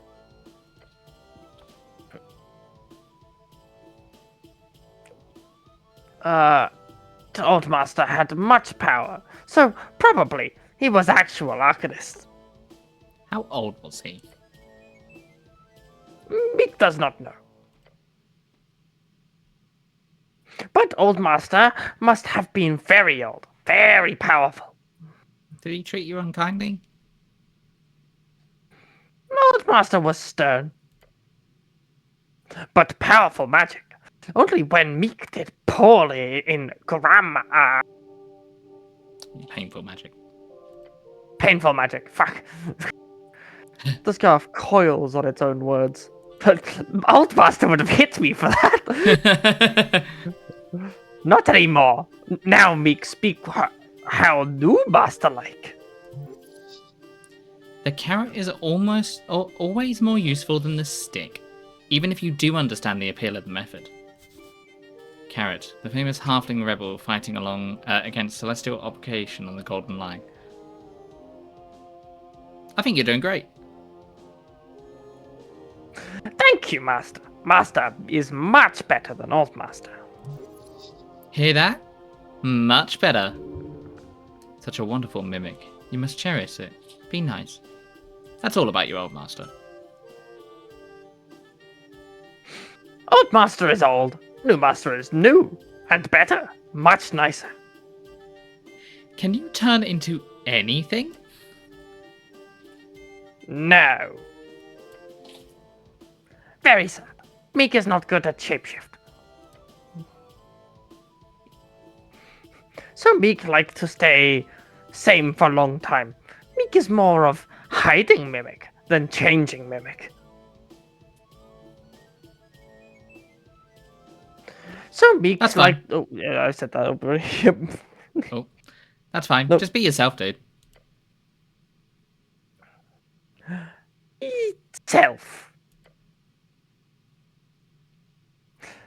Is not something Meek has heard previously. Good thing to say. Meek like it. That's all for now, Meek.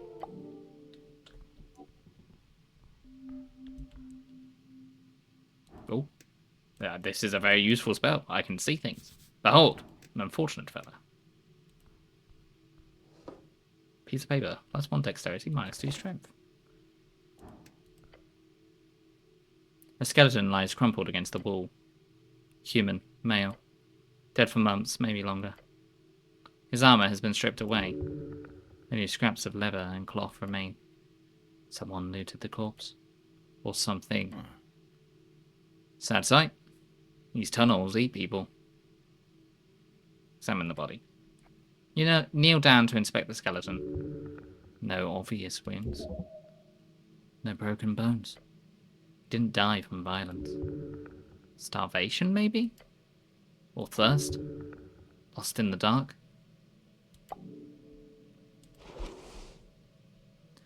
What was he carrying?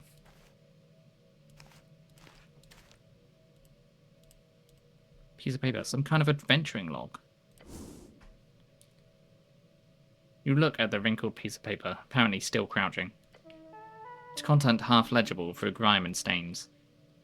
An adventuring log. Highly uninteresting. Read it. You squint at the faded text. Most of it's mundane, supply lists, coordinates, complaints. But at the bottom, something different. Passage written in another hand. Older, more deliberate. Read the passage. The text shifts into formal script. Dominus noster mox ridivit posteriori ea insolentia. Magnus Thesaurus effusi intra muros sedis amice iat sub perdibus proditorium. Spirituum filii ius promogenitae inventi primogeniture. First son first. That's kind of where Prime, I imagine, is the origin of that. But primogeniture is a type of inheritance within like royal kingdoms, and it's always the first son gets everything. Inventi cun eo loctus sum. Osa eus captiva in Ilias Arcanus, I suppose. Aulus tentia presentia spruce duce goblinorum stabilita. Something goblin stability. Quandia ilia terram ilia tenet divine reliquae reliquia reliquy maybe ius non move bonita sed ingressum obsignavi solum vere sectori aperture Alvae esuf ignis litus verat. Fire! I don't understand the text. The last altar of Selendinor is upstairs.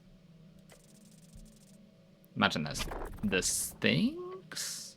That was a failure. You recognize it as Draconic, but the meaning escapes you. The dialect is old, formal. You'd need magic to translate it properly. Ah. Yes. You cast the spell, touching the paper. The words shift in your mind, translating themselves. Our master will soon return. His descendants lay in wait.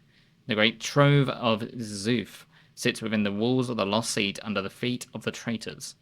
I have found and spoken with the spirit of his firstborn son.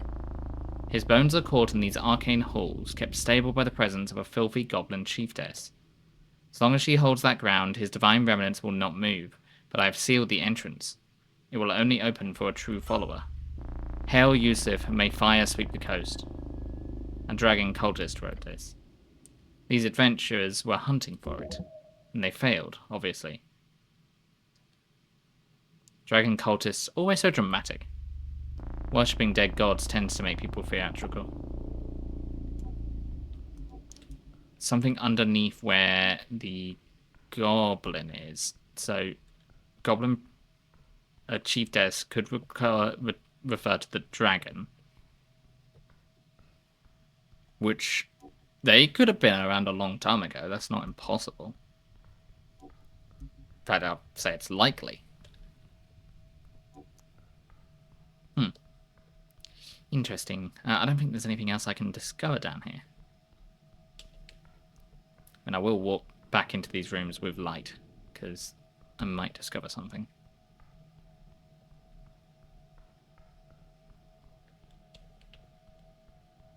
There's probably no point in me going back down here, but I'm gonna because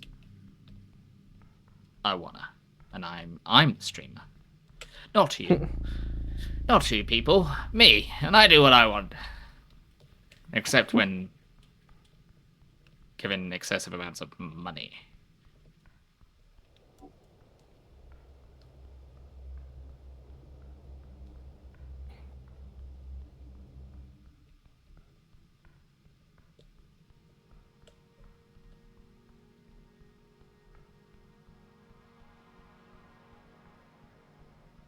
that new? No, that was the skull. There's already light in there, so I presume bringing light to there would probably not help. Shard of Jaw. Nice. I love shards of jaw. They let me reroll checks. More loot here. Some crown and some incense. Nice. Oh, who would have known that going into dark tunnels with light would help? Could never have predicted this.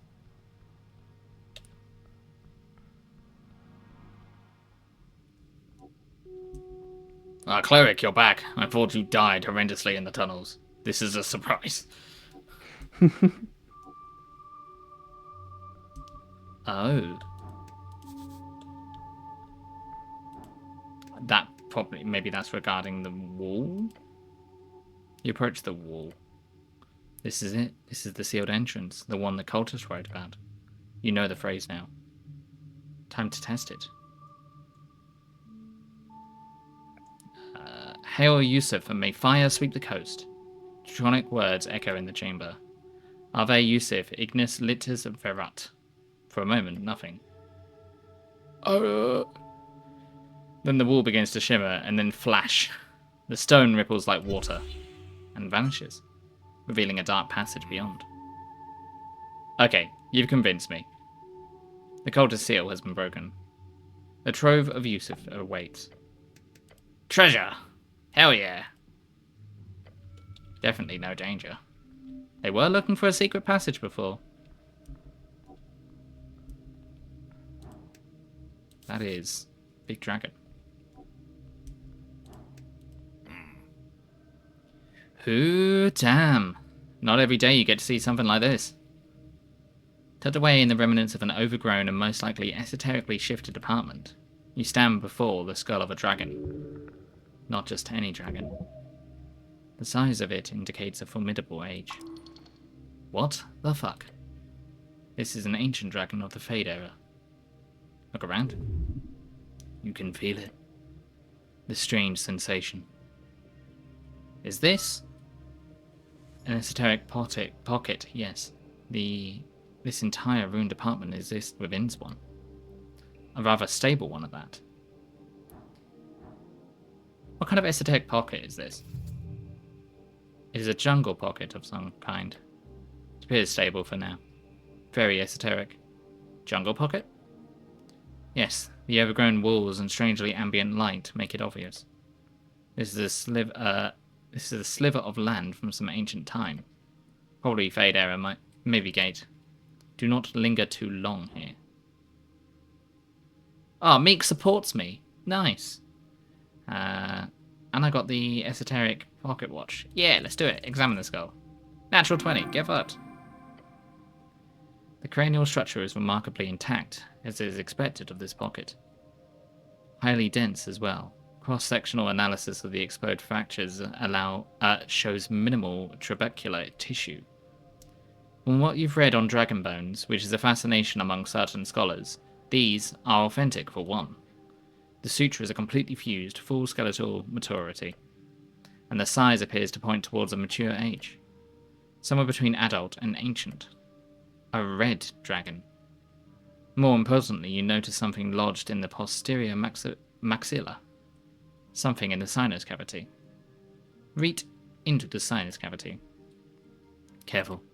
Don't stick your hand in too deep. Who knows what's lurking in there? Your fingers brush against something cold, metal. Key to nowhere. You pull it out. A key. Covered in moss and rust. Ancient. Esoteric. What do you find? Cranes his neck to get a better look. A key. Very old. A key to what?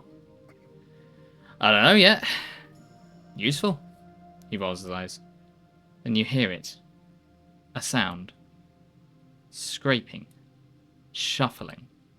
Coming from inside the skull. Incoming! Get ready. Snell already has his thing out ready for... Goblin shoots out of the eye hole of the... A goblin shoots out of the eye hole of the dragon. The fuck?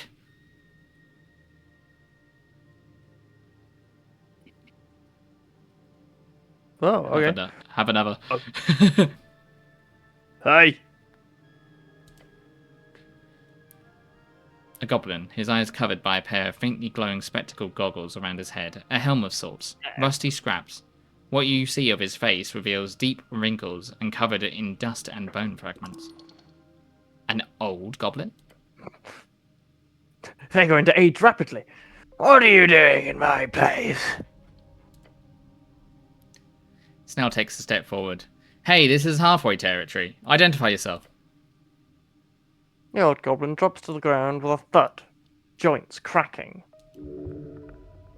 He's wearing what might have once been clothes. Now it's mostly rags. His eyes are wild, feral. This goblin has been alone for a very, very long time.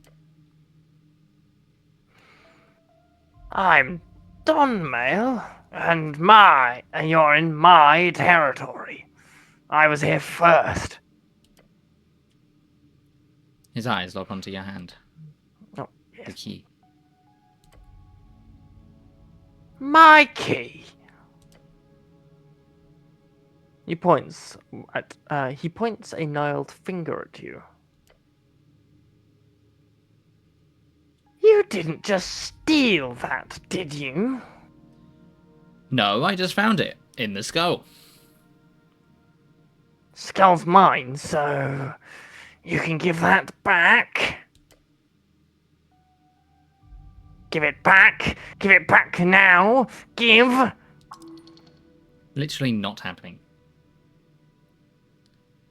Explain again. Who are you?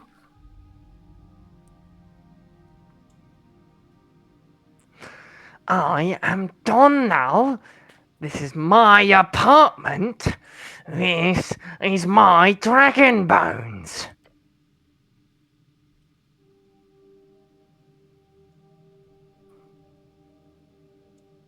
Oh, those asshole cultists already came through here once, poking around.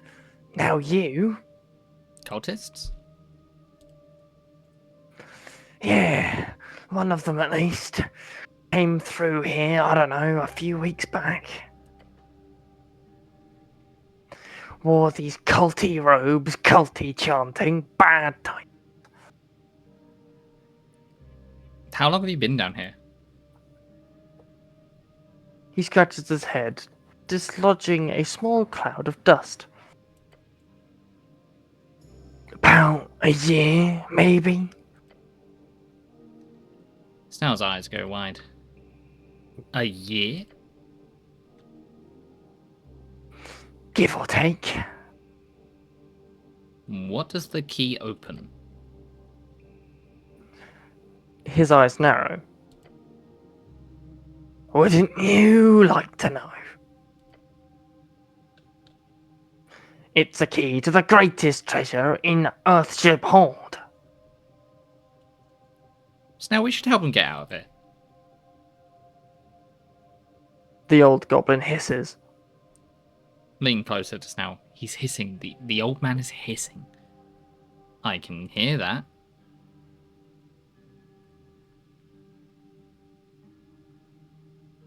I don't need help. I need my key. Snell sighs. Look, old timer, you've been stuck in an esoteric pocket for God knows how long. Come with us. The halfway bridge tribe can. I'm not going anywhere without my key. His spirit has been here for far longer than he believes. We'll send someone down for him eventually. For now, let's just not lose more time in here. I'm keeping this key.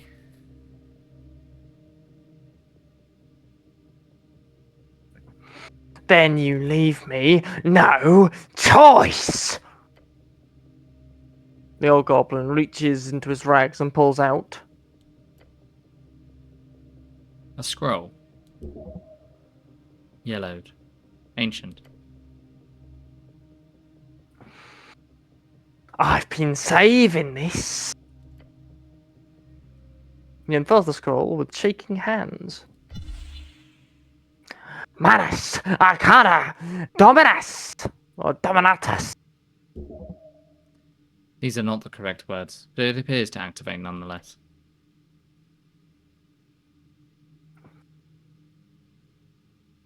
The key rips from your grasp. Oh, yeah. Yeah, that was me, Yeah. but I will. Oh, no, you don't. Re-grab it. Damn it. Shit. Too fast. Flies It through flies through the air, straight into Donnell's waiting palm. Scroll of telekinesis. Ah! He clutches the key to his chest.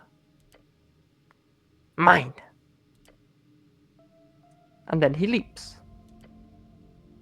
Back into Back. the eye Oh. socket. Yes. Scrambling. Scraping. Gone. That was my key! No, it wasn't. Not sure it was his either, though. Let's just leave. Nothing good can come out of staying here. I should not stay in this place. But key. You better come back, weird goblin man. I want the key.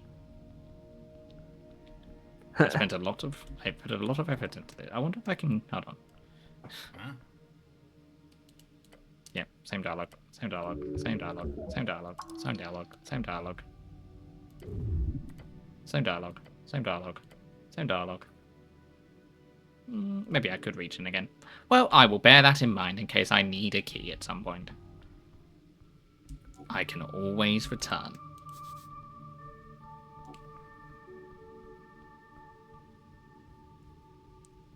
Do I have anything else to add? With Morgause here? Let's find out. You, Helmed Man Knight. I defeated a roper in the South Caves. A roper? That is a ferocious beast. They do not come this far up very often. Well done, human. Nod your head and leave.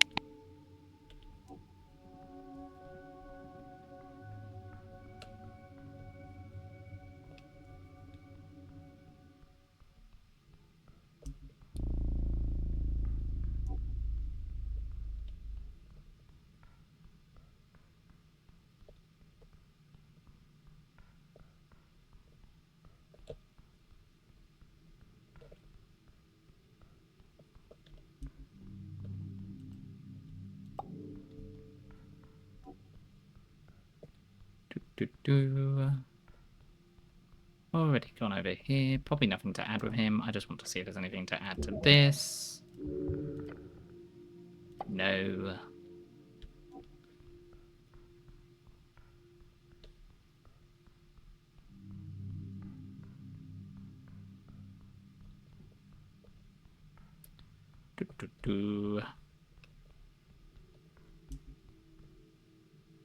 Ah, something new over here.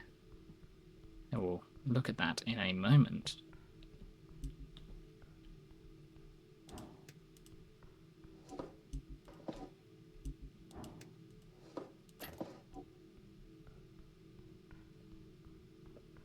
Where does this lead?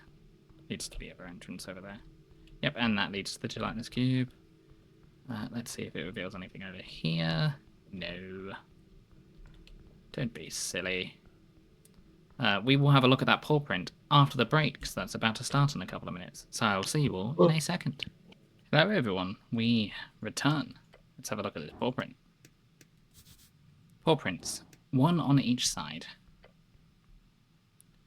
There are two faint paw prints here, one on each side of the hallway. I think traps like these are my least favourite part of the job. How can you tell the hallway is trapped? It gives you a look.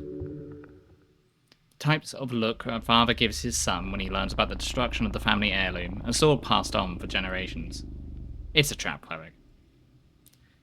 Should I touch one of them? It could end poorly, but it cannot hurt. It is but the mark that a cat has left upon this wall. It cannot hurt you. Just be ready for the worst. Esoteric bullshit like this has a tendency to do stuff. Hey Snell, your thoughts on these paw prints? I feel like it would be very silly behaviour to go around touching paw prints in the city below. But honestly, considering the strange traps I've heard of, it wouldn't surprise me if this is some sort of bullshit puzzle. Bullshit puzzle? Could be something like we have to press both of them at the same time and that somehow deactivates the trap for a while. Do we gain anything by passing by here? This is outside HWBT jurisdiction. Considering the esoteric bullshit going on down here, it's impossible to tell exactly what's behind there. But if you're looking to search deeper, this could be the way, unfortunately. It's worth a try, I suppose. What's the worst that could happen, apart from being polymorphed into a rust monster or something? That won't happen, will it? Get into position. Oh no, of course not, cleric. Intense sarcasm. A defense mechanism. You get into position and look over to your companion at the left paw. He reaches up to it after a moment of hesitation. Ooh, yeah, this is magical. You see him shiver at the realization. But nothing more than that, he says and puts his whole weight onto it. Try pressing yours. Press the other one. Clunk. The goblin chunks back. A deep groan from the walls. That? Did it do something? The fuck is that ticking noise? Look around. An ominous sensation. A pressure change. Something's happening. As you peer into the hallway, you see something appear on the wall. Is that writing? At the entrance, a whirling mess of faint light forms a stable shape. Intrad and par y probas. Probaos. This is cat speech. You cannot read it. But what if I cast comprehend languages? What a sexy tongue. Sex. Dwarven for the number 6. Never stops being funny. Why is there cat speech on the wall? Yeah, good question, but I can read this, kind of. Let him focus. He stares at the text and mumbles to himself. It says, enter as a pair and be probed. Not probed, proved. Like the dwarvish prov is a trial. Not probed, proved. He snaps his fingers. Yes, that's it. It's a test. Enter the hallway in pair and be tested. A test. Sounds dangerous. It does. We're still going to do it, right? He closes his throat. I mean... I'm ready. Yeah, okay. On 3, 2, 1. Wait, on 3 or 0? The goblin stops himself from stepping into the hallway in the last second. Now! Start walking. The two of you step forward. In hesitant unison. Trembling. How far are we going to... Shit, stop! The text. You both stop halfway looking at the magical lettering on the wall. Al son divino la puerta se abrira. Abrira? Abrira. Oh gods, your companion mutters. You're far too late to make use of comprehend languages. The goblin is your only shot. So you can read it, right? It's not like I took formal lessons, I've just picked up a few words here and there. He's sweating, a feeling of dread growing in his heart. A clicking sound starts to echo into the hallway. Tick, tick, tick, tick. Gods be damned. Okay, hold on, I got this. Tick. O San Divino. That's a divine song. Tick. Puerta is door. Tick. Listen to this divine song and the door will open. Your doom is near. Doom, the lair of a lich. What the fuck does this mean? Shake the goblin. Okay, cool. Take a deep breath. Okay, cool. Yeah, very cool. Glances around the hallway erratically. The ticking is kind of a song? A rhythm, at least? He's shaking. That ticking. Tick, tick. But it's kind of catchy. You're clearly supposed to move forward in rhythm of the song. But without knowing it innately, it would be incredibly difficult to follow it. Would it a... Charisma. DC 16, figure out what the divine song means. And Meek is helping. DC 18 or DC 17, 18. Hi, Luda. Follow your Luna. instinct. DC 14. Ignore the ticking and try to outrun the traps. Just pray to Earth. Hold on. What is to tick? Hold on. 15 with a +1 modifier. Well, yeah, 15 with a +1 modifier is 14 and up. 17 with a +3 modifier is 16, 15, 14 and up. That, just ignore the ticking and outrun the traps, is 10 and up. And that's 12 and, 12 and up. How are you doing today? I'm doing alright. I'm enjoying this lovely game. Correct me if I'm wrong, but Dex is the most likely to succeed here, right? I believe that is accurate, yeah. Ignore the ticking and try to outrun the trap. Fuck. Also, might be quite bad for Snell. This is true. You give the goblin a quick glance and a panic stare. He returns it, yelling, "Go!" Tick. Run. You bolt off, the goblin beside you. Fire erupting behind you. It feels like an instant and forever at once. A pressure wave of heat hits you in the side as you pass one of the volcanic holes, and you completely lose your footing. You see the goblin overtake you as you tumble. How the fire envelops you. Death saving throws. Fail. Success. Fail. Success. Fail. The cleric is dead. The string is severed. Oh.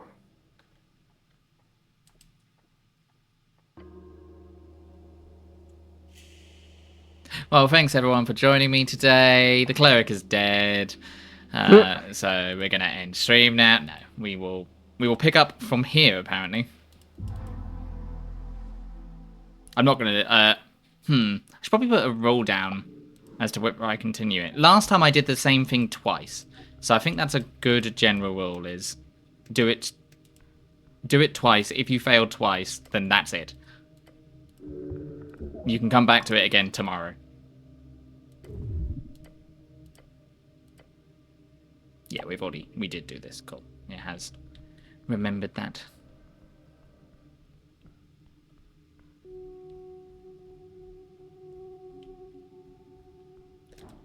Have a quick chat. You helmed mankind. I defeated a roper. A roper? This is very good. Good job. Okay, bye.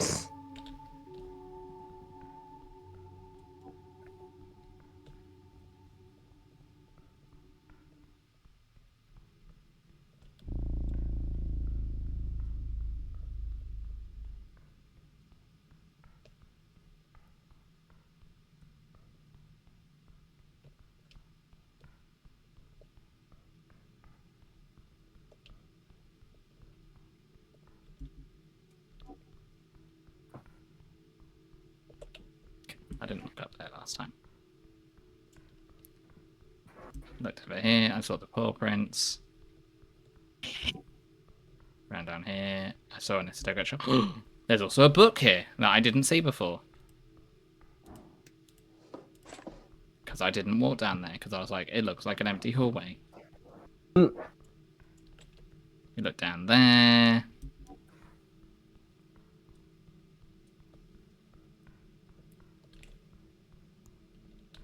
Okay. This is what we'll do. We will go here. I won't look at the book, because I didn't look at the book last time. And I don't want to cheat. We will behold this. How can you tell the hallway is trapped? Should I touch one of them? How can you tell the hallway is trapped? I feel like I've been here before. Bullshit puzzle. It's worth a try, I suppose. That won't happen, will it? No, of course not, cleric. Intense sarcasm. A defense mechanism.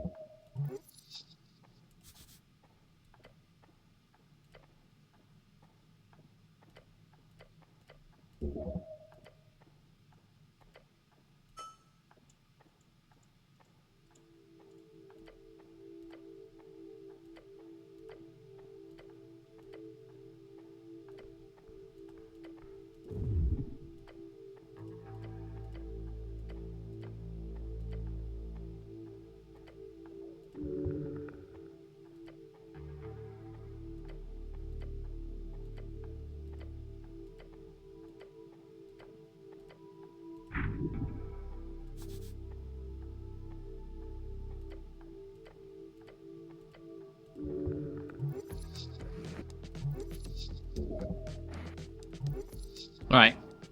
I'm doing a different one this time. I'm going to follow my instincts and go with charisma. I don't know how Miki is helping with that. Or Miki? Meek is helping with that, but... Tap, tap, tick, tick. The rhythm lives in your soul. It must have been passed down. It lives inside your joints. The power it wields over you is indescribable. You've repeated this prayer, this chant, for unity and enlightenment. For reason and meaning. Take a step forward alongside Snell. 1, 2, 3, 4, 5. 1, 2, 1, 2. The goblin keeps up, each step forward made with trembling adrenaline fueled of fear. Oh gods, oh gods, oh gods. Take those final steps. 1, 2, 3, 4. He mouthed as he joins you in those final steps. 3, 4, 5. Oh shit, oh shit. He takes a deep breath. We're out. Oh God, be good. We're out. Well, that went well. Should have followed charisma the first time. Pant and groan on the ground to keep yourself from crying. Cleric, look, he mutters and points out to the wall once more. Another line of shifting magical text appears. Passad libres por mandito celestial. It says we can pass liberally by celestial mandate? Hell yeah, we can.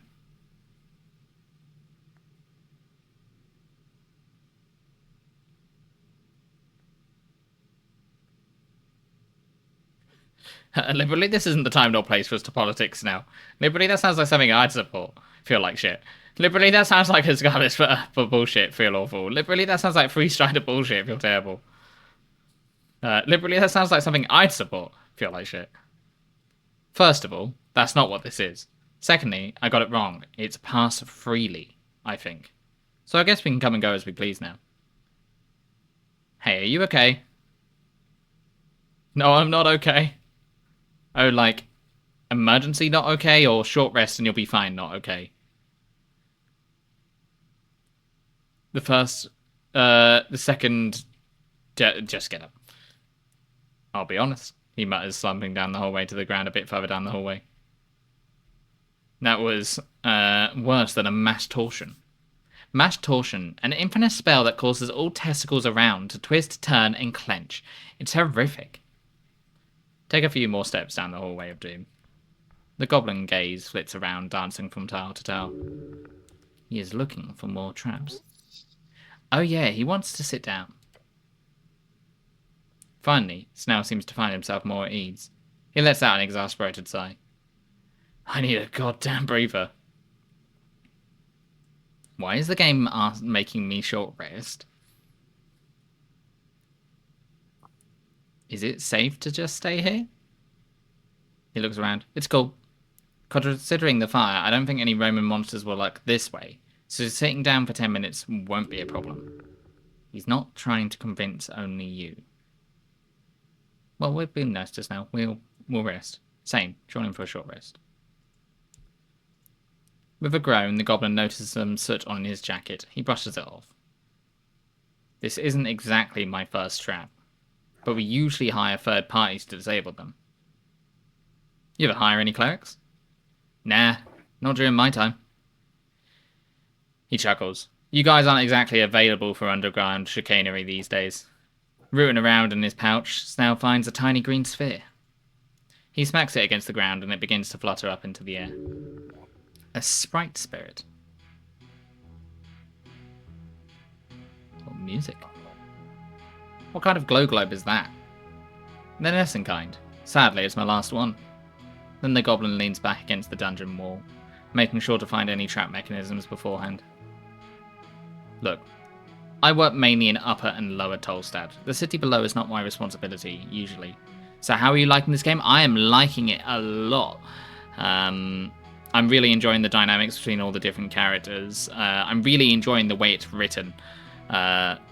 And I like that it doesn't take itself too seriously, and occasionally it breaks from some of the more serious stuff to throw in sex jokes or witty commentary.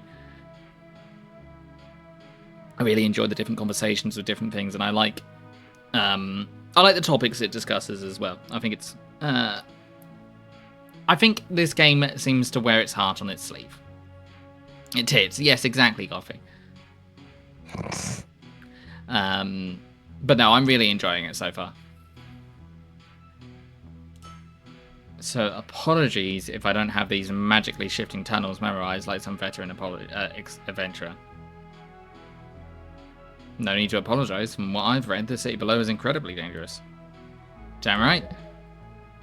You've heard that the city below changes from time to time, but most people believe it to be a myth.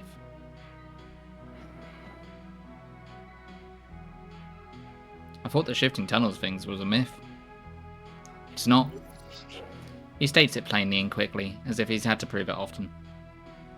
This place. It's real close to the garden, right? Sure. Wasn't here a couple of months ago. Between the garden and the water lane sewers, I'm 100% sure this was a slanted hallway full of frozen spikes. We boarded them up as well as we could at the time. Boarding it up only lasted a couple of hours. It moved around? Yeah, it moved around. All of this shit does. That's insane. I figured all the shifting calmed down after the conquest. It didn't, or I mean, from what I understand, your dead god and his paladins used to keep things clean. But nowadays it's getting weirder by the day. But hey, now you're here, so you can take on this esoteric bullshit, right? Do well and I'll buy you a beer, deal? Sure. Look, Shifty. Wait. Right, you're not allowed? Maybe a little one? A tiny glass? Tiny glass of beer? He shrugs. It's not like they have a way to check, right? No, they do. They do? They scan us. They scan you. Detect poison and disease. They check us sometimes. Detect poison and disease? Detect poison and disease. A first level divination spell. It allows the user to notice dangerous substances both in and outside the body, often used by healers as well as bodyguards. Oh shit, I keep forgetting you're like a actual cleric. No alcohol at all, eh? Of course not. Intoxicants are the work of evil and chaos. As clerics, we must abstain to maintain our fight against discord. Plus, we cannot cloud our minds. We must remain vigilant so we can fulfill our sacred quests and make sound judgments upon our people. I don't like the taste. Oh, so you tried it at least. You were 14 years old. They had lax security at the dance clubs in those days. Those were the days. Of course, I'm not a squares now. Oh no, of course. You're practically a circle. But trust me, the circle below, the city below is very esoteric. Snell is more than correct. The grand power present in these ancient walls has compounded over eras. All well, the mystery of the pillars, those relics of the gate wall, of Jaw, is left as a hole in our collective understanding. We do not know why the city below is so esoteric. We cannot know. Not in any sensible manner. But if you listen, if you feel the vastness by just sitting here, deep inside the belly of the whale, then you know all too well the mind-consuming truth. The city below is alive. Nod somewhat. It's all really fucked up, which explains why your beloved city would give us the property rights to a bunch of goblins, huh? He laughs. A sad laugh. And these last couple of years, there's been more and more Reedsian scholars going delving to study it. The old lady doesn't let them in on her turf, of course. Chase them away is one of my many jobs. Politely, of course. I'm not some syndicate gangster. But the other tribes are more accepting. For a ton of coin, of course. What is your job exactly? I'm a runner and handler of the HWBT. Look at him until he actually tells you what he does. He crosses his arms. I do a ton of stuff, okay? I run errands for the old lady, anything she needs. I also make sure our operations run smoothly. Everything from the apartment rentals to the CBS. That's shorthand for the city below security. Anything the old lady needs, I do. So you're a custodian. No, that's... You see his face contort into a painful expression. Gods be damned. Custodian might actually not be that far off. My job mostly just consists of talking to people, Cleric. Like we're doing right now. A lot of talking and a lot of running around. He takes a deep breath. Exactly what we're doing right now, just without the light dungeoneering. Nice work, by the way, with the trap. Don't mention it. My cat speech isn't the greatest, so I'm not sure what I expected. But we're alive, that's all that counts. He's a bit shaken up over it. As are you. You okay, by the way? No serious burns? No need to visit a healer or anything. No, I'm okay, be angsty. I'm very good at abjuration magic, it's fine. Abjuration? He scratches his chin. That's the Protect Tomato one, right? Ah yes, the old tomato reference guide. They use it in schools to teach the differences between the esoteric categories. You know about the tomato cheat sheet? He smirks. Everyone knows about the tomato cheat sheet. He looks proud. But wait, is all healing magic abjuration? Because that's the one that protects, right? A shield is a protection, but healing sounds more of a post-production thing to me. You're questioning my esoteric knowledge? It's a bit more complicated than that. The esoteric can be valuable after all. Don't lecture. Well, prepare to lecture. Let's not get into that right now. It's a bit more complicated than that. The esoteric can be malleable after all. Interesting. Well, I learned something new today. How lovely. So remind me, what's our goal down here? Our missing witness. Frank, son of Frank. We know he went down here. We're lucky Morgause saw him, even if she did let him pass without magic. So he could have left to the south caverns, but those are some deep holes. My guess, he entered this area right here, probably through the sewers. He clears his throat. Or you find that missing paladin I've been reading about, Lord Gorm. You think he went down here? Honestly, I'd say so. A paladin looking to relive the glory days. I could see that. Dungeoneering for dangerous monsters, getting loot. Dying in some inglorious trap. He gestures towards the fire hallway. Inglorious? That's a term used in dungeoneering magazines. You think Mr. Gorm would survive that on his own? You seen him? A few times over the last year, coming and going. Never talked to him. He didn't seem like the type to talk with goblins, you know. There were some scandalous comments about him in the paper last week. Ah yeah, about him being outed from the party, right? Look, I think they just couldn't have a missing paladin on the ticket, you know. Don't read too much into it. You think he's alive? No way. Doesn't matter how big of a paladin he is. You go down solo into the city below, and then you go missing for months. Guy's gone, no doubts. Maybe we'll find his body. That might be for the best. Or we'll find a very fancy paladin zombie. But what do I know? You're the cleric. You're starting to get it. I am the cleric. You sure are.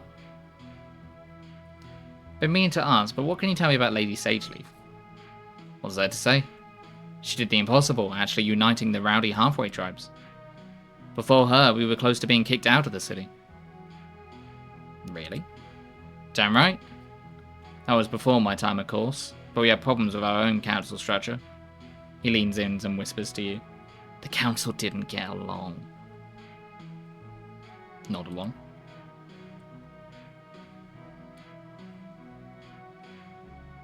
I'm guessing you enjoy working for her then. I do, cleric. It's good. How long have you been working for it? Goblin matters to himself and looks off into the distance. Damn, I guess it's almost been 10 years. Damn, I've only been a cleric for... As you pause, he raises his eyebrow. His expression says, do go on. I meant to say I've been the cleric for about 5 years now. He chuckles and stretches a bit. Being a cleric courses for your decisions like second nature. Gained 70 experience. Time takes us all. Time takes us all. A classical line from the play Tysus, about a merman who decides to swim around the coast. It is considered bigoted by some, as it does not portray merfolk culture in any semblance of accuracy. But man, is it funny. Does she have a consort of some kind? Why? You interested? He laughs. A defensive laugh. Are you? He stops laughing. No. He looks worried. Cleric, I'm devoted to my service. Lady Sageleaf is one of the greatest goblins who ever lived. She has no need for consorts. Neither do you. He is idolizing her. He clearly sees her as more of a god than a master. And also he's clearly got the hots for her. So she's a dictator. Yeah, in a sense. In a sense? Look, I'm all for democracy and modern liberal thought. He points two thumbs at himself.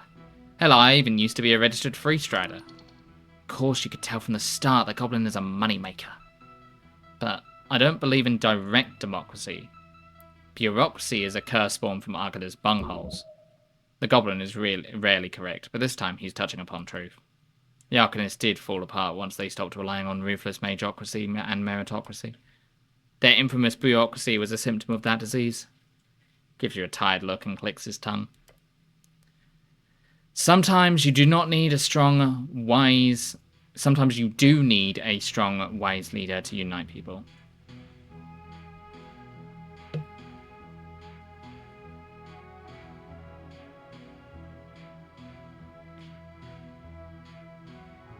Allowing one person to wield power to that degree is effective, but can easily end in trouble for everyone. You are correct. The important part is just that the leader, A, remains wise, and B, does not leave power to corrupted idiots. Which in the old lady's case, she's remained wise, and I see no signs of that changing in any time soon.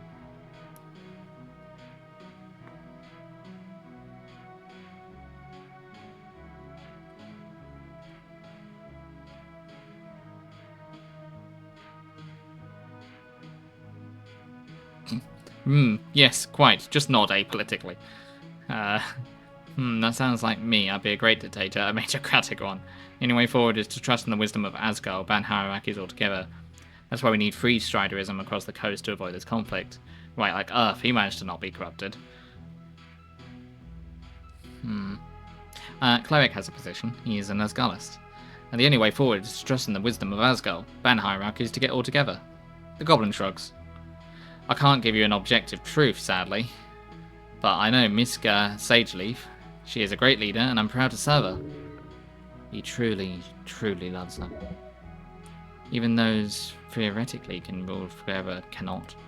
A lich can hold power for a millennium or more, but over time it becomes statistically more and more likely for a mistake to be made.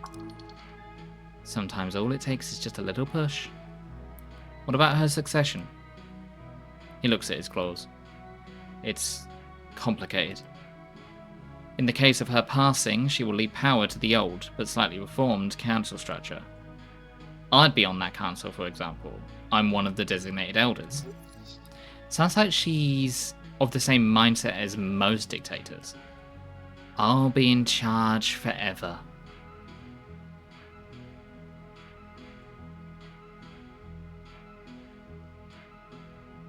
Interesting, so she's not leaving an heir. Oh, I gained a first level spell slot. None. Lady Sageleaf has been around for over 30 years. She's going to be around for a hell of a lot longer too. Right now, we have more pressing things to worry about. Very interesting. Anyway, what about you, cleric? What do you think about the old lady? Let's see. To be honest or to be flattering? The goblin probably does not care too much of your opinion either way, but it can be used against you.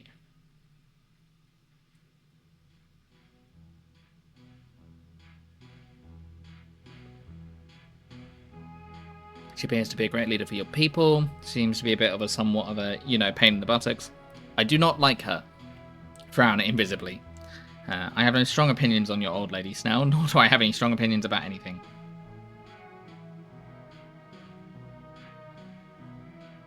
Huh. Interesting position. She is somebody that will live for a very long time, and it is in her best interest for the goblins to do well because those are the people that serve under her. She is also a dragon. This cannot be overstated.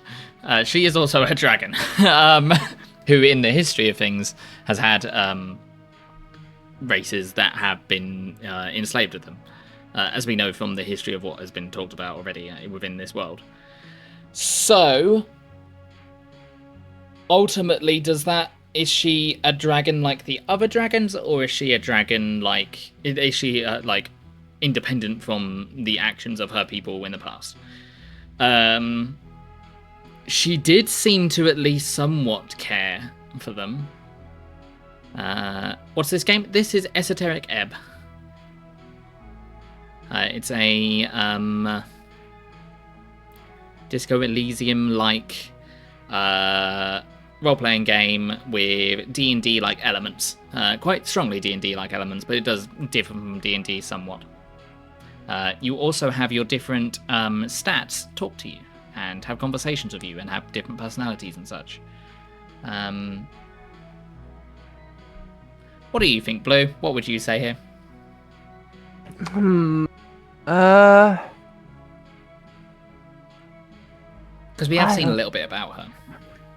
She seems to be doing fine rolling-wise. Yeah.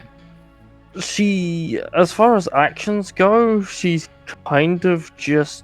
I can't think of something she's immediately done wrong. Because I would trust her more than I would trust Darrow, for instance. Yeah.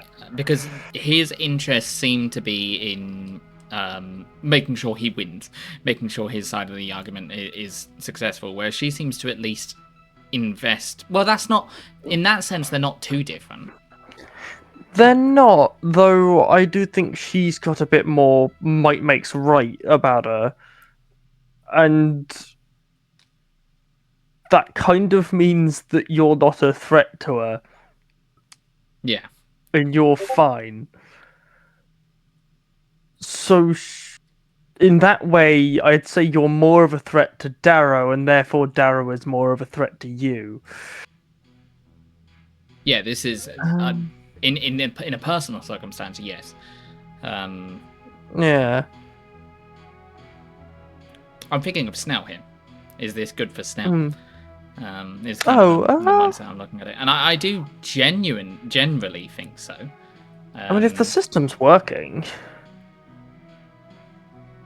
I mean, a dictatorship. But I also think we don't want to worrying. put in his head that she is amazing, because he clearly already thinks that. So maybe having him question that would be a good thing.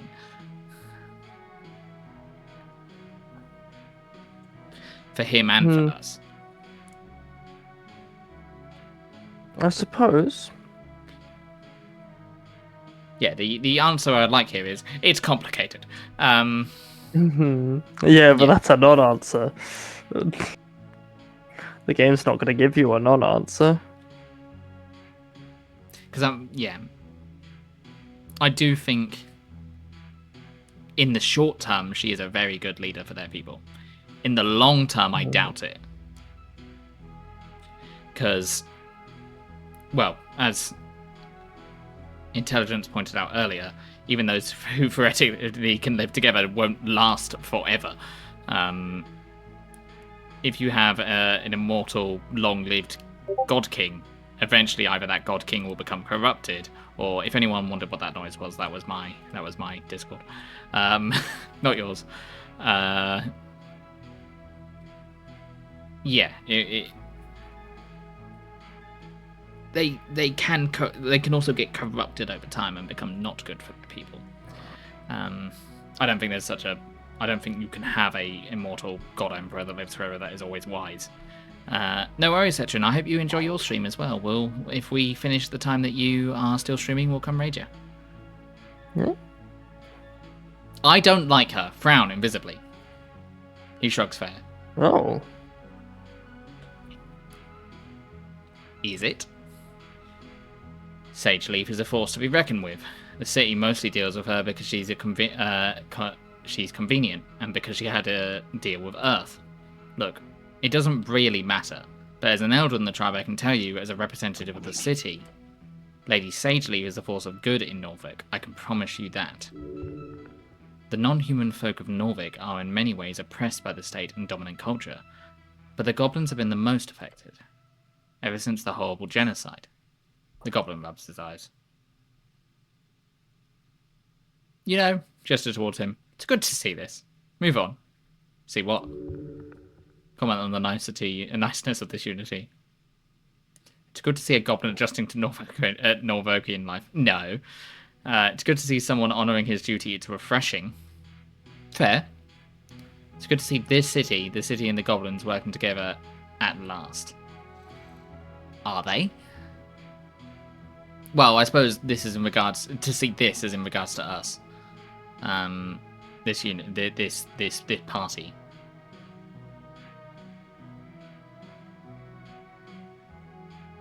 I'd say that.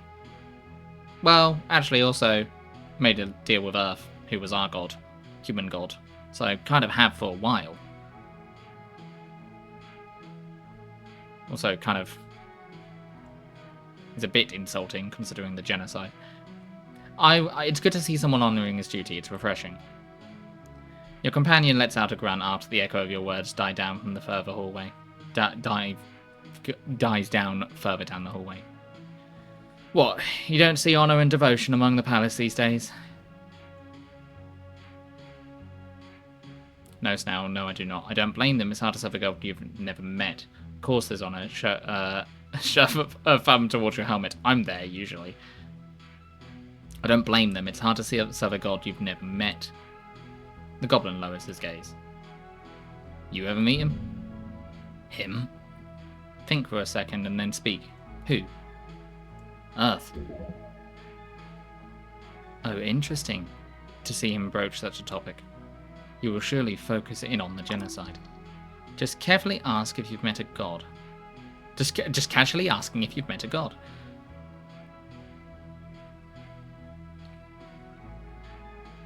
I never got the chance.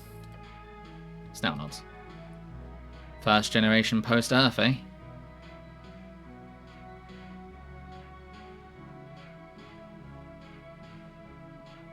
We guard the idea of Earth. We will continue this duty. Duty. He tastes the word as he leans back against the wall. I always hated Earth. Excuse me? He scrunches his nose. I grew up being told to be grateful. But let me ask you this, cleric. If you were the last of your kind, one of maybe 8,000 or 9,000 humans left in the world, and you were then told to be grateful to be alive just because the same monster that destroyed your entire culture also decided to let you live for some reason, would you be grateful? He speaks of the goblin genocide.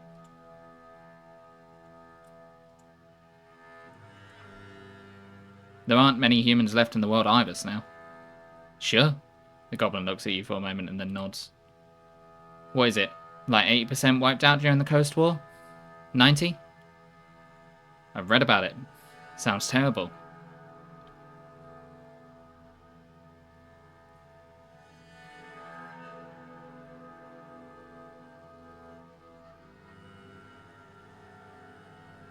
Are you being facetious, Goblin? We are the last bastion of humanity. We brought it on ourselves. I wasn't there, of course, nor were my ancestors, my people, all left before the worst of it.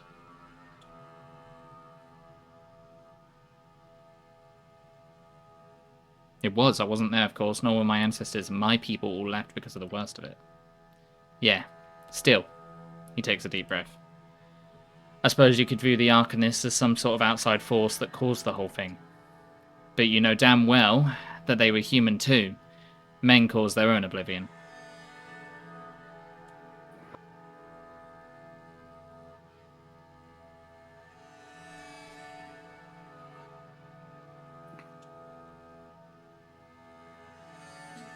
Well, this will have a diatribe that I will probably bring up in another stream for like an hour.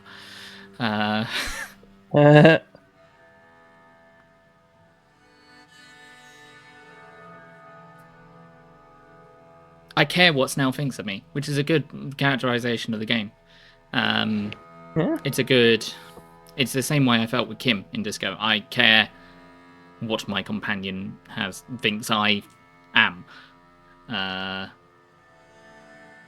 So there is that influence on it as well.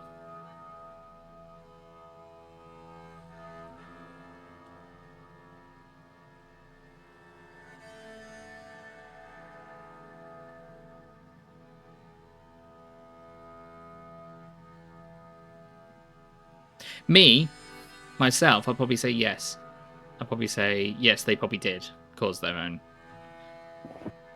situation. They probably did cause their own oblivion. Humans versus humans, they kind of not necessarily brought it on themselves, but humans were responsible for it, factually, in this situation.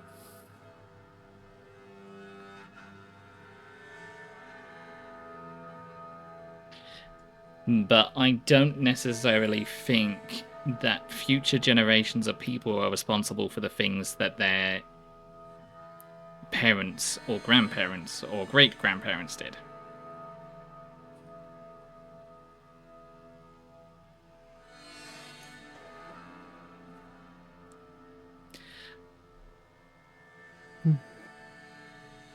But the problem is it perpetuated? Which it kind of is, because even though we are living in a city where there's lots of people, there is clearly still class structures, and the goblins are towards the bottom of those class structures.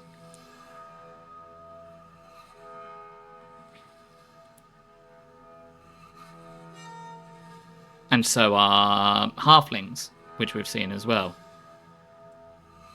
And humans stand at the top of those class structures.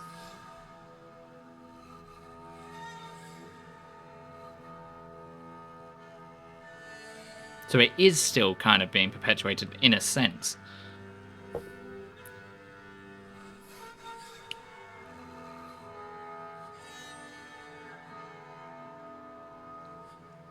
But on a personal level,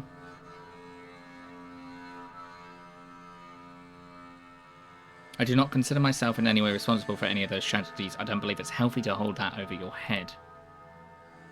I think it all comes down to what we've got today, then. That was just what I was talking about. You have a city, at least. We didn't even get to keep our own language. But, whatever. Guess I should just be grateful.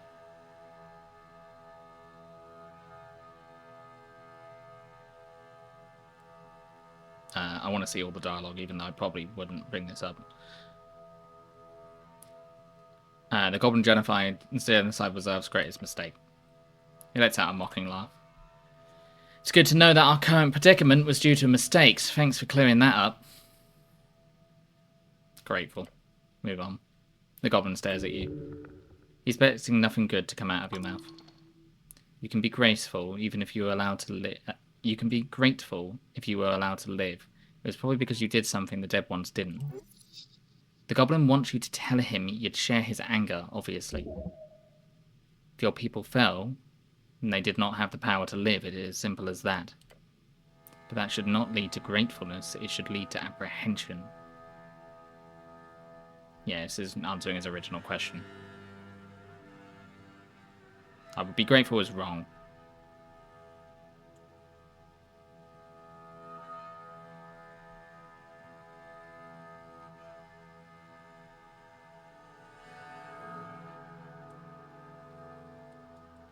This is bad for both. I don't care. This is something for goblins to think about, not men. The only way goblins and men could move forward together is by working together and actually talking about these things. So no, I don't agree with that. Obviously, it is down to goblins to move forward and think of that for themselves, but that does not mean that humans should not be involved in that conversation for a productive conversation, for things to be better.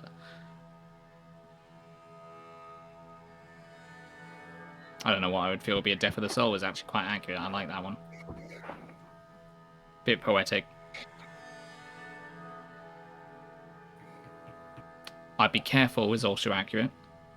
You had your whole peoples taken out, losing vast majority of your population. I would then be hesitant to work with those people in the future, 100%. I would probably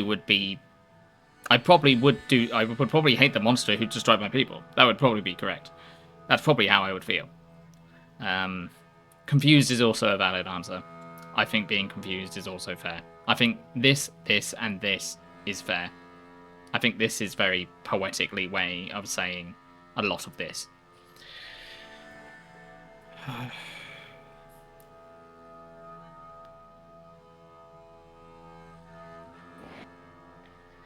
I think this is the perspective of somebody that sees no problem with what happened.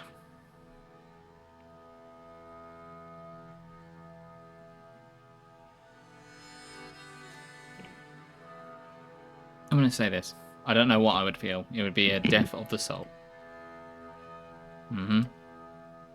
A collective soul of sorts. Snail clicks his tongue and gets up. Every goblin asks themselves that question. To be a cran or not to be a cran? We all got different answers. What to do when the past is erased. He groans and shakes his legs a bit. They must have fallen asleep from sitting on the dungeon floor. Some focus on building something, culturally or politically. Some try to get rich in this new free strider world. Some of us, His voice trails off as he stares back into the fiery hallway. I'm not going to answer for him, I'll just stare at him until he answers. He doesn't want to answer. The goldman grunts to himself. It doesn't matter. I serve Lady Sageleaf. Snell turns back to you, his expression calm, collected. That's enough for me. Your heart is beating fast. You can hear it. Every word out of Snell's mouth is tinged with generations of pain. His father, his father's father, who is slain by the god you uphold as the one highest good. How does that work? The answer is it doesn't. I have destroyed folk. He personally performed folkmord on this band. This is not something you or any human of his creed will ever be able to ignore, not without bleeding your souls dry in the process. Folkmord, a dwarven term meaning genocide. It was originally coined by Asgal himself, who used it to support the idea of folk rights. Folk rights. Rights inherited to all sentient beings, regardless of folk type, sex, nationality, ethnicity, language, religion, or any other status. Originally spread by Asgal and is today a hotly debated topic around the coast. Sex, a beautiful union between those who carry the burden of life upon their souls. Sex, fun. Thank you, dexterity. Snell shows great restraint every day, and you test him at each moment. That could have gone worse. But yeah, probably smart to not talk genocide with the guy whose entire culture was erased, 50 years ago? Wait, oh shit, it's literally the 50-year anniversary this year. That's crazy.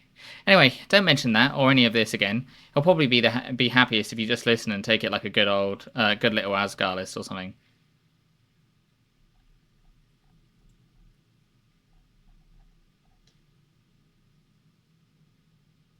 Nod. Your companion looks at you for a while. His yellow eyes seem to behold you, seeking another answer. This one's on me. What?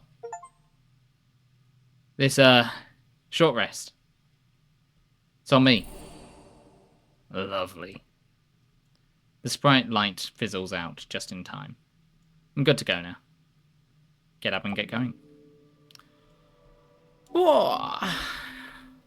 What a conversation. That's why I like this game. Yeah. Let's read this book.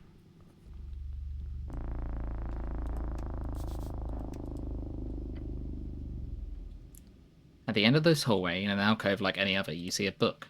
It sits on a thin ledge. It does not have anything on the cover. An illusion, beware. No one would leave a book like this, not without it being stolen very quickly. This is creepy. Agree? Don't write your name in there or anything. Heard about a guy that found a book once, up in Moultown. On the cover it said famous people, and inside was just like a list of famous people. Historical figures or whatever. So this guy thought it'd be funny to scribble his own name among them. And poof! He turned into feathers, like a big collection of pure black feathers, started floating away in the wind down the river. It was all everyone could talk about for weeks. That's a random story. It gives you a chuckle. Sorry, it just popped into my mind. Then the goblin frowns, looking up at the ceiling. I can't seem to remember the guy's name, though. Ominous. Anyway, what were you doing? Open the book. You flip open to a page. Any page, you flip through multiple. They're all empty. You know what you're doing, cleric? Keep flipping. You keep flipping until you see text on a page. It says, in a clean, steady handwriting, what tome do you desire? Huh. Yeah, this is cussed. Clearly, this is esoteric. You take out a quill. Remember a number of ancient tomes, books, letters, and various pieces of literature you could ask for. You scramble to remember the names of the various books, letters, and various pieces of literature you've seen for your education. Try writing Norvikian Chants by Patriarch Pili.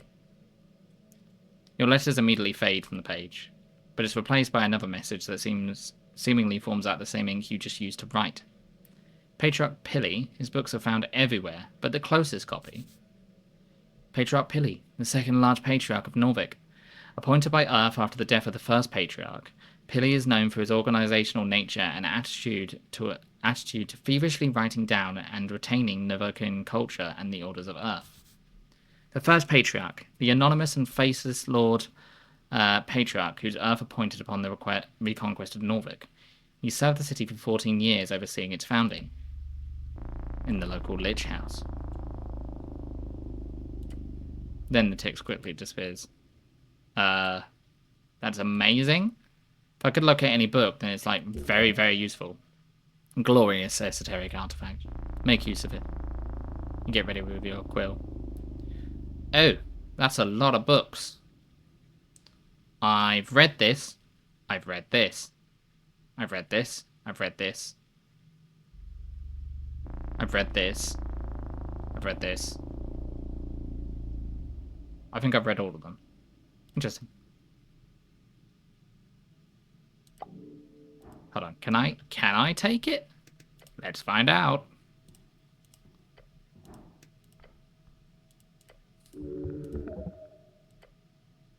As you pick up the tome, you get an overwhelming tingling sensation running down your arm. Impending doom. Holy shit, no, don't. Drop it. You okay, cleric? Are you shaking? Put it back. I guess I can't take the book. Could be useful if I'm looking for a specific book, though. We are about to go into ad breaks. So, Blue, are you happy to carry on for a little bit longer, or are you getting tired? We can continue for a little bit. Yeah, we'll do one more up until the next ad break after this, and then we'll call it. Alright. Alright, we'll see you guys in a minute. Yeah. Hello and welcome back, everyone. We were just talking about how much we like this game. And how you have to characterize your character kind of straight away because you are forced to make choices. And that allows you to characterize your character in interesting ways. Something is smashed under these heavy rocks. Behold, these rocks were moved recently. Crusader's Mantle, and Paladin's Insignia. The Paladin is here! Advantaged against Earthfolk. You pick up the insignia. Heavy. Official. The symbol of Norvik shaped in iron. Huh. There's only one Paladin left in the city. A missing Paladin completed. Lord Gorm. Turn it over in your hands. The craftsmanship is exquisite. This isn't something you lose accidentally. Not something you abandon. So now look at this. The goblin peers at the insignia. Seems official. Some left over from an old delve. No, this is one of a kind. This belonged to Lord Gorm, the last paladin of Earth. Oh. Oh shit. The one that's missing? The one and only. He goes quiet, his eyes darting back and forth in the tunnel. So...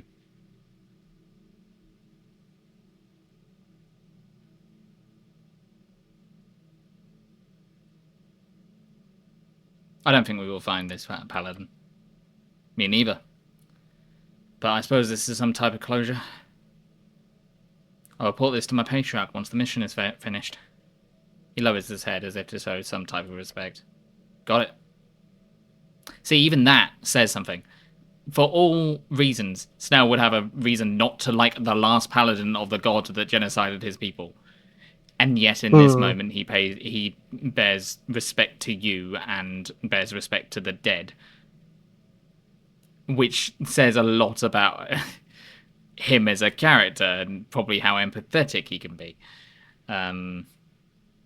Yeah. I like it. Examine it. The symbol gleams even in the dim light. Most strikingly, it appears to be hot and red, clearly highly esoteric, as if containing some magical fire. And if it is here, in this dungeon, then surely Lord Gorm must be dead. Yeah, probably. Maybe crushed by these here rocks or something. Lord Gorm must be dead. A truly tragic end. The missing paladin is missing no more. Somewhere down here in the dark. Another sign of how this city will fall. As for the insignia, it shall be returned to the palace.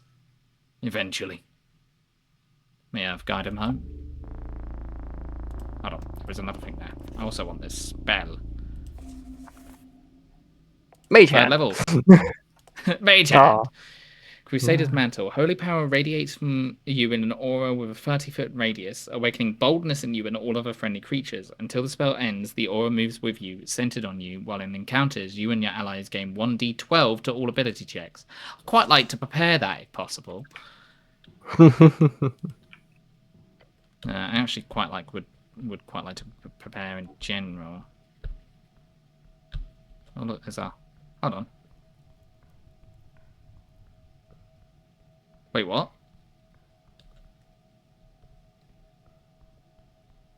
This was where the wall was. Oh. With the stuff going against it. And now... it's not. Okay, I guess the city really does move. Ah. Interesting plot way of making that happen. Interesting lore way of making that happen, even. Mm.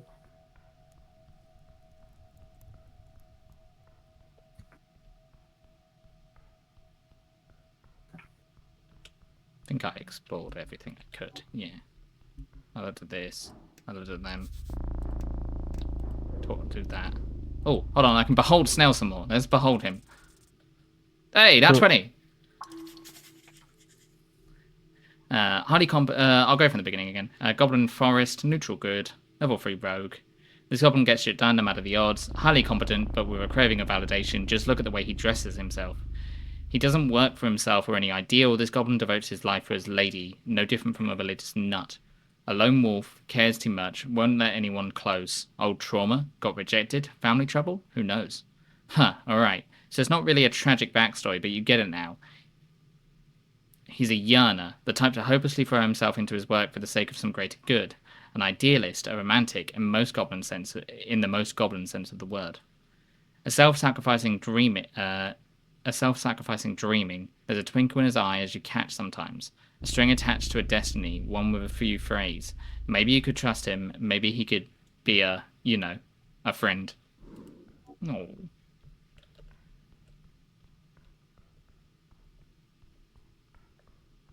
I'd like friends. Friends are good.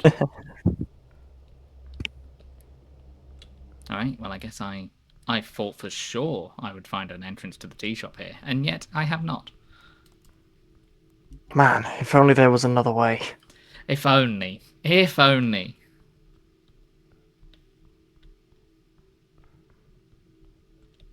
Still don't know what's behind this door.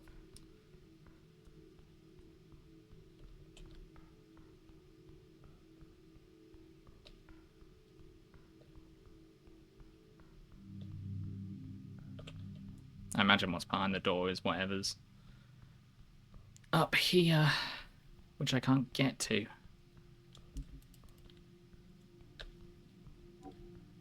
Oh, hold on. I can tell the guy that I found a thing.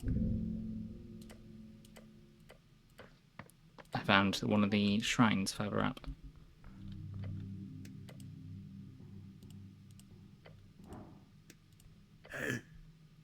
He wipes his brow and yells down to you.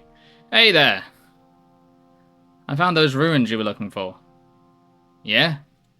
I found the symbol on the ruins. The symbol of a sun? Yes. He lowers his head, letting it hang for a while.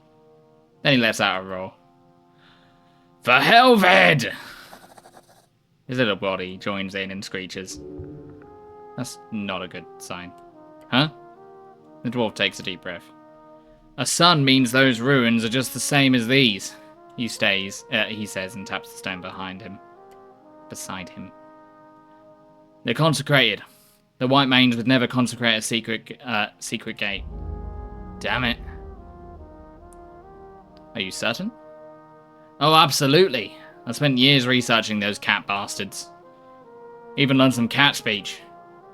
Melamo Azkel es un cablo blanco, he groans. As do you. That's not cat speech. That's not even close. Guy's not entirely off. Snout whispers to you. I know what I'm talking about, okay? This means only one thing. The lead was off. He scoffs. Oh well, time to regroup and rethink. After the election, that is. Here. He tosses his pickaxe to you. That's a little trick we have in the delving business. A custom-made detect secrets infused pickaxe. A magical item. As payment. Not bad. Detect secrets? This is very useful. Sure is, bro. You've earned it, cleric of Norvik. Of course, the pickaxe is a bit wonky. The keyword's supposed to be secret, as in you say the word secret and the pickaxe casts the spell, but it doesn't quite work, so do with it as you please. Wonky magic items can be dangerous, or hilarious. Anyhow, I'll be packing up soon. I'm done here. Thanks again. Saved me a ton of time and effort. Maybe in a few months you'll join me for a real expedition. Could be fun. That sounds like a death wish. I'll think about it. Think hard and long. You've got time. And if there's anything else, just let me know. Well, good luck down here. I got a pickaxe. Also got this. The symbol of Norvik on an iron plate. This is the official insignia of a paladin of Norvik. There is only one of these still around, Lord Gorm. Since he found it on the ground in the middle of the city below, it must mean the good Lord has gone to meet his maker. +1 strength and advantage against Earthfolk. Pickaxe of Secrets. A highly dysfunctional pickaxe is supposed to point towards the nearest secret, a trap, fake wall, or something where other dungeoneering goodies are hidden. However, when you wield it, it just keeps trying to point upwards, making it impossible to actually use. Though the runes look interesting. +1 strength, +1 intelligence. You inspect the pickaxe. Along the shaft, you see these those glowing teal runes spelling out secret. Oh. There might be another one. It could happen. I apologize for not muting, and if I deafened anyone. Clearly a secret upwards. The Dark Dwarf told you it could be used to detect secrets. Yeah, that's what I was thinking. There's definitely a secret up. Detect Secrets, a rare first-level divination spell. It allows the user to notice illusions, traps, and other hidden and generally secret things within a certain range. What exactly constitutes a secret is under debate, but it appears to differ on the caster's own interpretation of this word. The spell was created late in the Arcane era by copying the powers of a Wand of Secrets. It is, however, apparent to you that it is not functional. Speak the word, secret. It vibrates as your hand as you utter the keyword. Then, as if snapping to attention, an esoteric force pushing it to point straight upwards. For about 3 seconds, it holds this perfectly vertical alignment until it falls back down into your grasp, limp. Useless. No. It's not pointing up. Moving just a few steps to the side whilst the pickaxe is erect surely shows it clearly. It is pointing ever so slightly in a faint lean towards the pillar of jaw. A few more steps reveals that to actually be the case. That is interesting. The green one found some useful information for once. I'm exhausted. Viskin has shared his knowledge. It's pointing towards the pillar. Figure out how to extract the spell.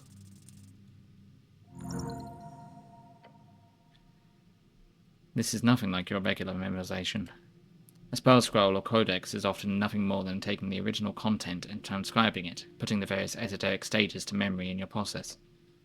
A magic item, however, is crafted to only output those stages per automata, not giving any insight to the inner workings. It is, by definition, reverse engineering. Oh, then I should just be able to retrace the steps of this pickaxe's esoteric activation, which strings are being pulled, and when writing them down step by step. Yes, normally that could work, even if it is a highly difficult and slow process. However, this pickaxe is broken. It does not perform those esoteric stages in proper order, or more likely, one of the stages is broken. It will, no matter what you do, take around 3 hours for you to do this. Make sure you have the time before you commit. Good to know.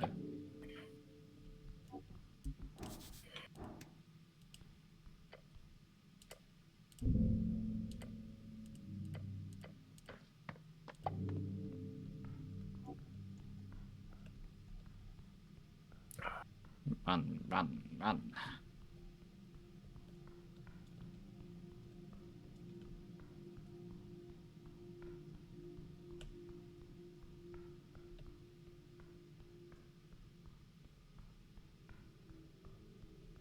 Not this one, though. It must be the upper part of the pillar of jaw.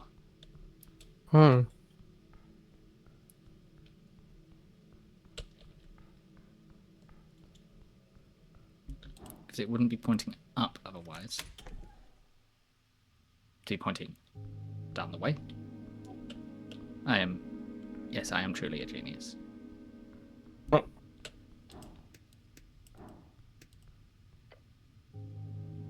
Prepare spells.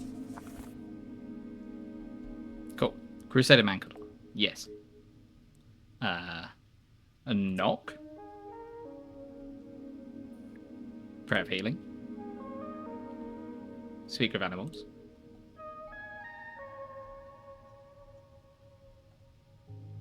Grease. Cure wounds. That's what I'm going to do.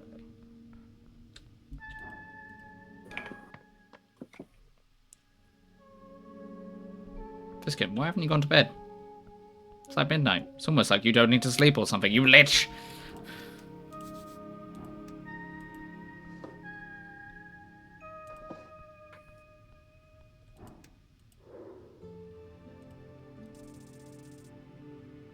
Oh, hell yeah. More stuff about Viskin. You remember hearing about this man. He used to be a dentist and surgeon. His study into the magical realm is immense, far beyond your capabilities. Some of these texts he surrounds himself with would suggest he has cast 5th or even 6th level spells. Couldn't be higher, could it? Well, if he's been around since before they were banned. I could also steal stuff from him. Ah yes, that's a good idea. Steal from the lich. Yeah. Well, I don't know if you've met the cleric. He doesn't make good ideas. You're controlling him.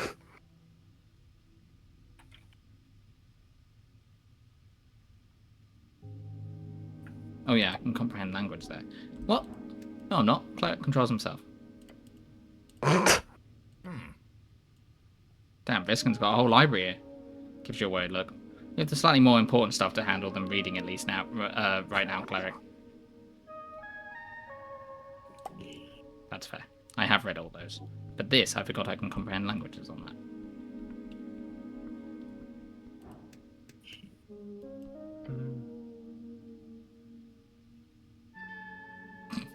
Why would I show him a mimic? What would be the purpose of this?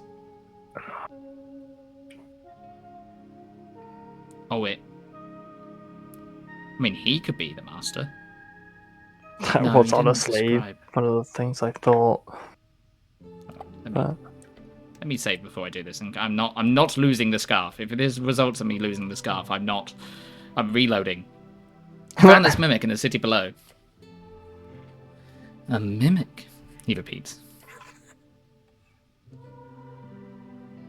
Ow!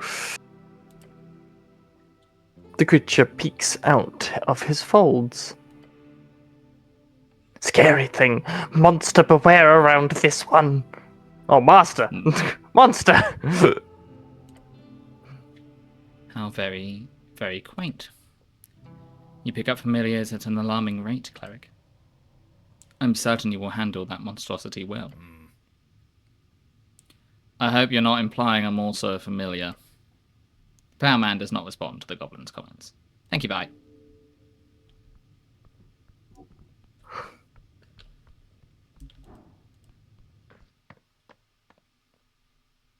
Where should I mean, I should probably go to the tea shop.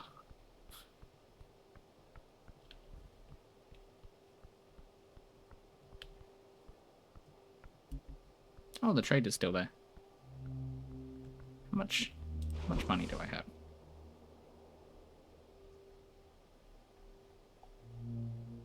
184. That was not enough money for what I wanted. 300 for the helmet, wasn't it? It was, yes.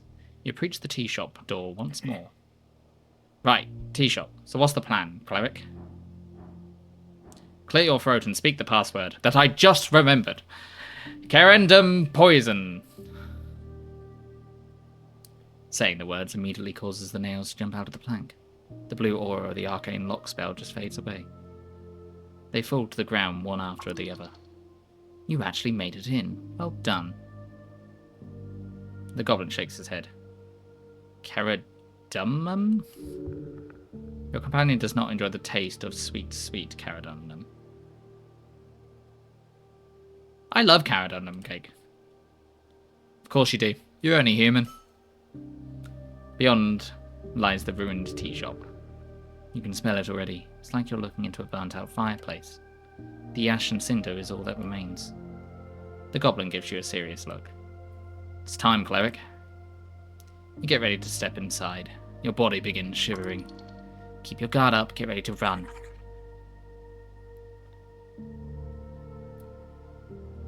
Blue. Meek smells old fire. Magic, leave. Staying here.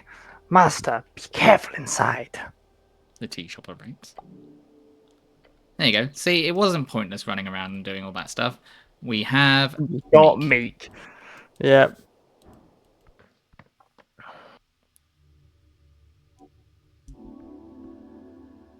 Hey, finally, I got the tea shop.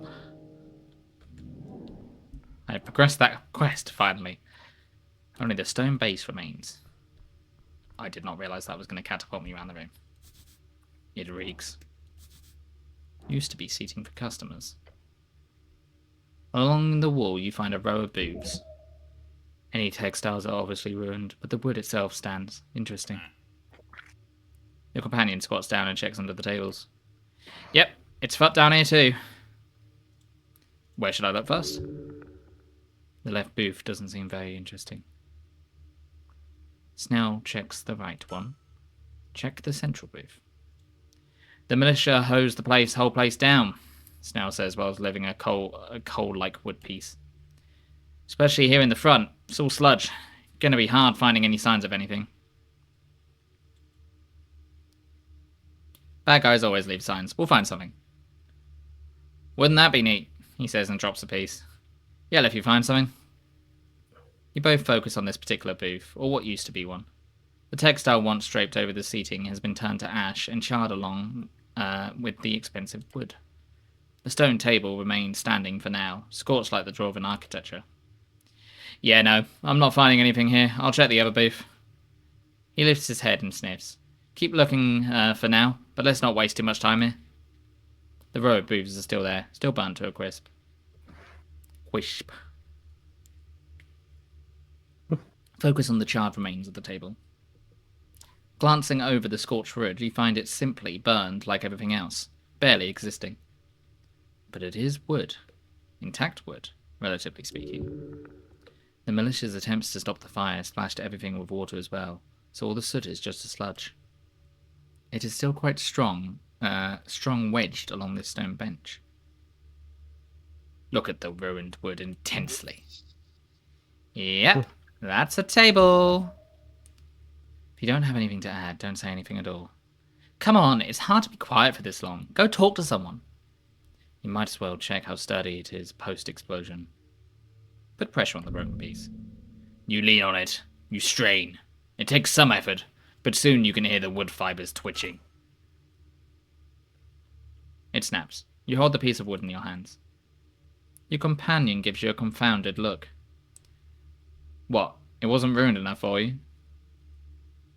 Just a souvenir. Great. T-shot debris. Looking at this piece of wood, it's been infused with fiery energies. Interesting. Look over the debris carefully. Snail helps you look. Meek helps! The table piece is a clue, maybe?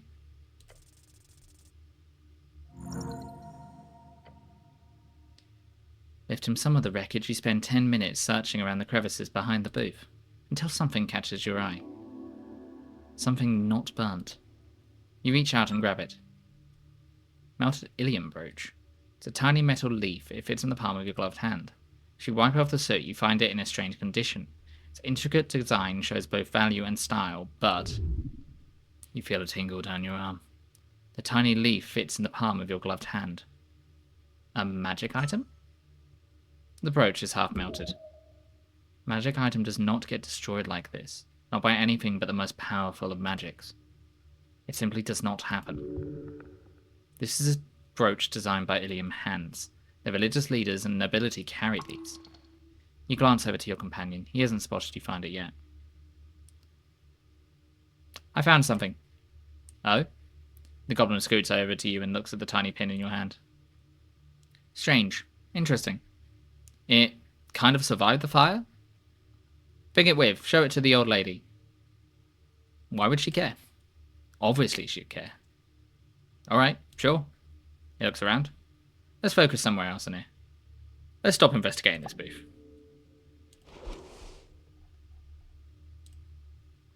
Symbol of Ilium, carried only by those affiliated with their goddess, is a minor magical aura around it.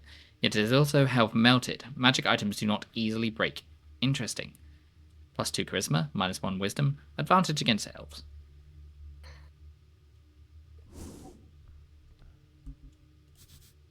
Laughter and debate once filled these seats. Clumps of what was once porcelain. If only I had the mending spell. On the floor beneath the shelf, you find a piece of broken porcelain. Damn, it's like a clump, he says and coughs a little. Old master had cup like this. Yeah, I was doing. Sorry, what? Yeah, no, I know. I didn't realise you were doing dramatic pause. Sorry, what? Look down at your scarf. Oh. Old master had big collection, so it looked exactly the same to me for a while. So did I not just read that? Yeah. Of cups? Yes. Teacups? Yes. This old master of yours sure is a strange character. Yes. Try to pick one up. Grabbing the edges of a cup reveals how stuck it is. You can't move it an inch. They've been deformed by the fire. Can't I pull harder? It would only break. No use. I'll stop looking at the cups, I think. Hmm. Also, we did kind of had a confirmation that the Mimic's master was not Viskin, because he was like, Yeah. my master did not like that guy. That is true, yeah. You step in behind the counter. Yeah. Oh, Does kind of point to the idea that that guy did know at least very much a decent bit of magic, so he wasn't completely fraudulent. yeah. There are compartments filled with ruined tin boxes. In the back, there's a complicated set of tubes and pipe combining into some type of tea-making machine. A brewer. Not often you get to see those these days. For such a fine and expensive piece of machinery to break. A shame. I'll have a sweet with cream, please, Snell says nasally. He leans over the counter. Oh, make that half cream, actually. My tummy's sensitive today. He's making fun of humans and their love of milk. Not the best joke, but he'll like you more if you play along. Answer in a snobby tone. We only serve hill-sourced oat milk here, sir. The goblin looks at you, then looks at the counter. Then looks at you again. That's called a double take. Good job. Look at his face, pure shock. Good one, cleric. He waves his claw. Check the counter. For a short instant, he actually thought you were funny. Damn. Only for a moment. Only for a moment. There's a slab of wood covering the stone base of the countertop. More like charcoal at this point. Look over the machine. Pipes and levers melted, glass shattering. This is once a fine work of engineering. Check the pipes. Copper pipes, expensive, once shiny, now charred and bent. Handcrafted, you can see the markings of a rounded hammer across it. A lot of care went into this machine. This is an interesting one. This is probably the difference between investigation and perception. Maybe. Because investigation and perception can be very similar in D&D. Like, sometimes, I don't know about you, but as a DM, sometimes I struggle to be like, well, how would they be doing any different? Like, what would I give here that's different for an investigation check versus a perception check? But I guess investigation is... I don't know. My mind is that perception is oftentimes more passive. Even when you're doing an active perception check, you're kind of just glancing around, whereas investigation is more intent. Investigation in my mind is more specific. If someone is looking at a bookcase but doesn't really know what they're looking for, then I'd say you can kind of do either. But if they are specifically looking for something, then it's let's say someone went, I want to find this specific book on this bookshelf, and I would ask them to roll an investigation. They then either find it or they don't. But if there's a secret passage in that bookshelf, I might also ask for a perception check, because they weren't looking for it, but at least I think that's how it would work in a perfect scenario. Oftentimes you can kind of do it interchangeably just to allow players to have a bit of agency, but I think that is being, that's kind of, because you kind of want them to succeed a bit. Yes. Because I think I follow along the same line of wisdom is reading into things, but actually that probably can be like I do follow along the idea of like things using intelligence usually are factual. Things using wisdom are usually craft based or learned experience or things like that. Because it although history does fall into intelligence, it is the historical kind of thing you'd read in a book. Whereas I'd say you could insight that history after that point, even though insight is mostly used into like directly talking to people. I would probably allow an insight check as to why you know that knowledge or what might be wrong about that knowledge. So you play an angel. There is a history that is taught to you. But if at any point you wanted to question that, I probably would go, okay, insight check like the people you talked to in the past. And see how much clarity you can glean from that, or insight checkers to find kind of any flaws within that. Not that you'd ever do that, obviously. Well, no, because everything that the knowing God says is correct and true of and course. based.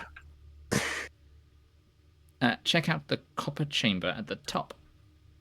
This is where you put the tea leaves.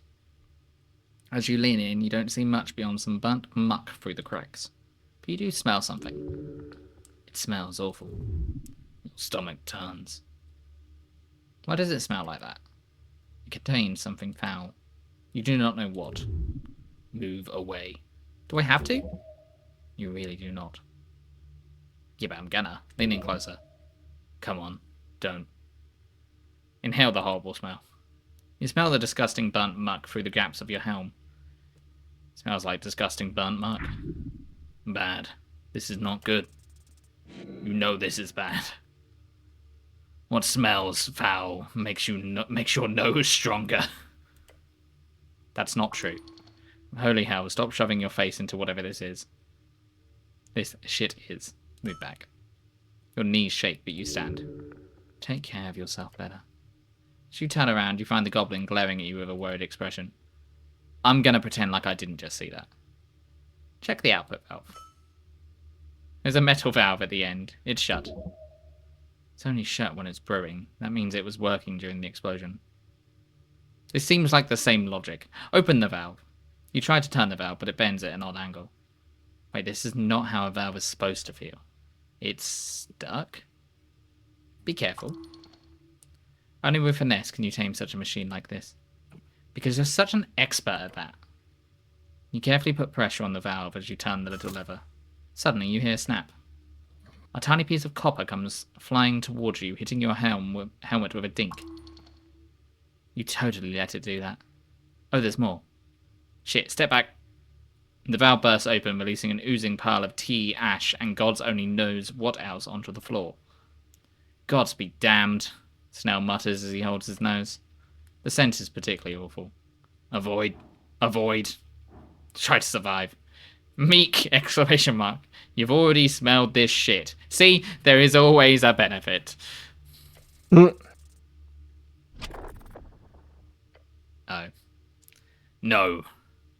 You smell the fetid melted ooze. Your mind goes blank. Your mouth waters. Everything goes black. Cleric! Did I faint? Yes. That's not good. You will wake. Your time is not yet. Oh. You open your eyes. Snell is standing over you. You good? I'm good.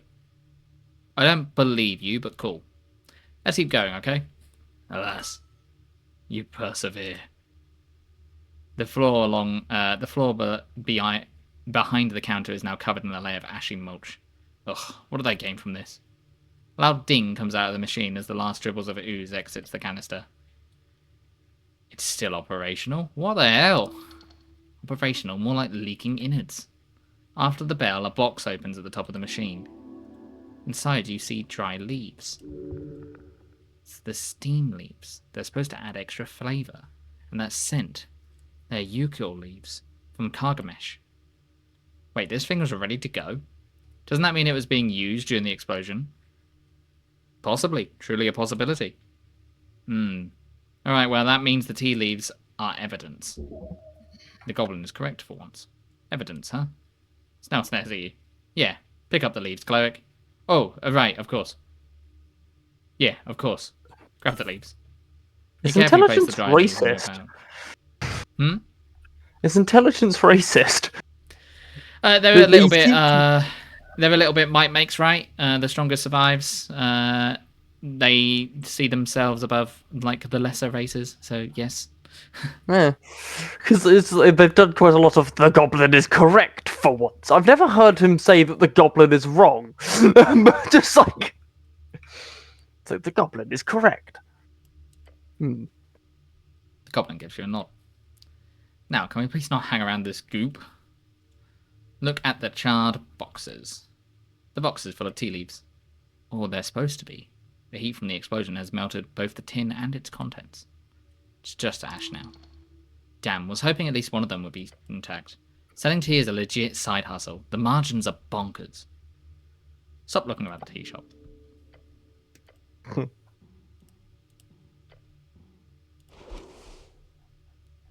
Tea leaves. -3 charisma. Tea leaves shot from the tea shop machine was the last thing brewed before the explosion. Smells awful. There is a legitimate point as to why I might want to cast Cure Wounds here, because I am nearly dead. So let's do so.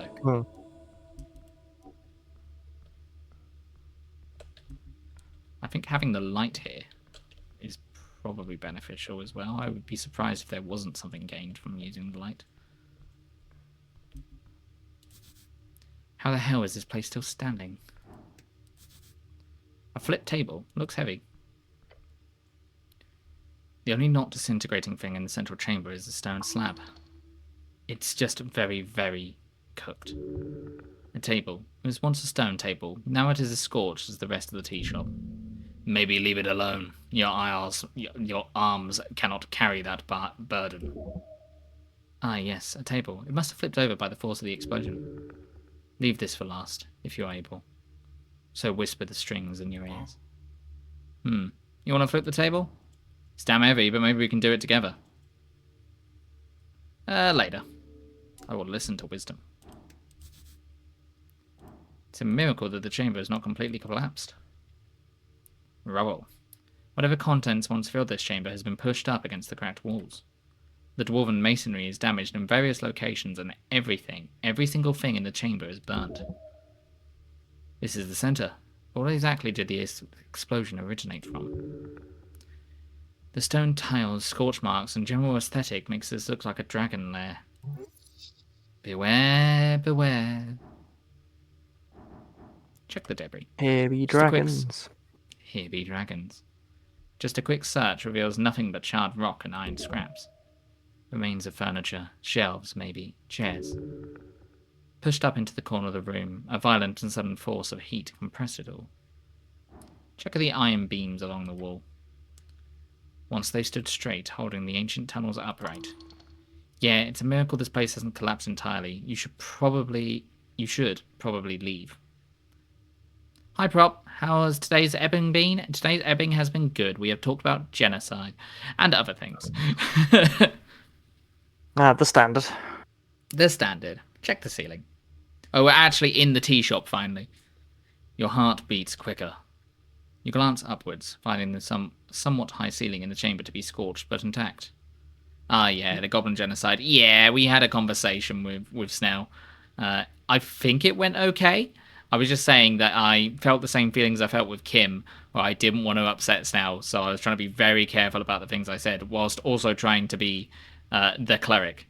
So, I'm liking Snell a lot. I was saying I really like his characteristic, because immediately after that, we stumbled across a Paladin's insignia. And for all purposes, Snell should not like that guy. And yet Snell took the time to respect him, even though he really probably shouldn't have. So yeah, that's what I've enjoyed so far. Quite enjoyed from what I've seen. Yes. This place will stand for now. The seagull even gave you some info. -2 DC. Arn saw blue flames. Meek supports you. Could this be caused by a spell? Spells can cause most things. Very obviously this chamber has been hit by a fireball spell. Any other type of equivalent, or any other type of equivalent explosive force. Your thoughts on this chamber, Snail? He moves his sleeves from the nose and mouth. It's a damn blast zone. Clearly. Tell you what I think, Cleric. I think, and I'm very certain of this, a very powerful fire spell was cast right on this spot. Clearly. But look, I'm no expert, but he has good intuition. Exactly how that would happen is confounding to me. So let's just both look over the debris and bring as much information as we can to the old lady. Why do you think it's a fireball? He shrugs. Pretty common spell, powerful. Wouldn't be the first time either. Norvik's seen its fair share of renegade wizards over the years. Not too many capable of this kind of destruction, not these days. There used to be much more powerful wizards before the start of the new era. What about you? Can you cast fireball? He asked with a little hesitation. Are you accusing me of something, Snail? I don't know. Am I? He says and makes a scary face. He's attempting to make a joke. Laugh. Shake your head. I didn't do it. I certainly hope not. Laugh heartily and pat your belly. Probably a bit too much. I certainly hope not. Whoa, don't get all tough guy on me. The goblin sighs. Don't worry. He points at the rubble. A scarless establishment run by bird folk on goblin territory. I don't see why a city cleric would be responsible for this. That's probably sarcastic. There is a perfectly good reason why a city cleric would be responsible for this. And as far as we know, we could be responsible for this. We do have amnesia. Let's localize the origin point. Probably here. You look around and find the damage confusing. While centered in the chamber, the damage appears uneven, as if the force of the explosion was struggling with itself. With that thought, you receive a vision, replaying the event in your mind, an explosion. In the chamber. Conflagration spreading. It just doesn't work. However, you experiment in your head with the idea of multiple explosions. Suddenly it clicks. The floor. It has several marks. You start counting. 1, 2, 3. It's not enough. Looking around the chamber, you see several points from which the fire clearly spread. The explosion is... No. Explosions. Explosions multiple. Your companion lifts his head from whatever scraps he was looking over. What did you say? That implies that we're saying some of these things out loud. You keep counting. 4, 5, 6. Even that is not enough. Fires the immense force. 7, 8. You point at the last spot on the floor you can see near the west wall where you're standing. 9. 9? 9 of them. The goblin's gaze dances across the chamber. You see his face contort as it dawns on him. More than one, he mutters. You're about to blow his little mind, aren't you? Hold up 7 fingers. 9 separate explosions simultaneously. He stares at your fingers. He won't mention it. He's too kind. He looks around the chamber, concerned. Walk me through it. How do 9 explosions go off at the same time? We got a cabal of sorcerers? A coven? What? Careful now. Do you really want to share this info with him? Could be useful to keep this to yourself for now.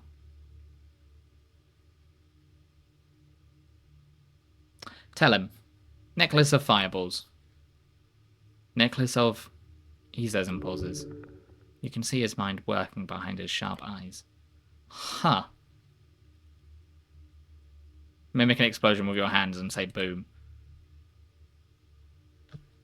Holding up one number of fingers while saying another is so much fun.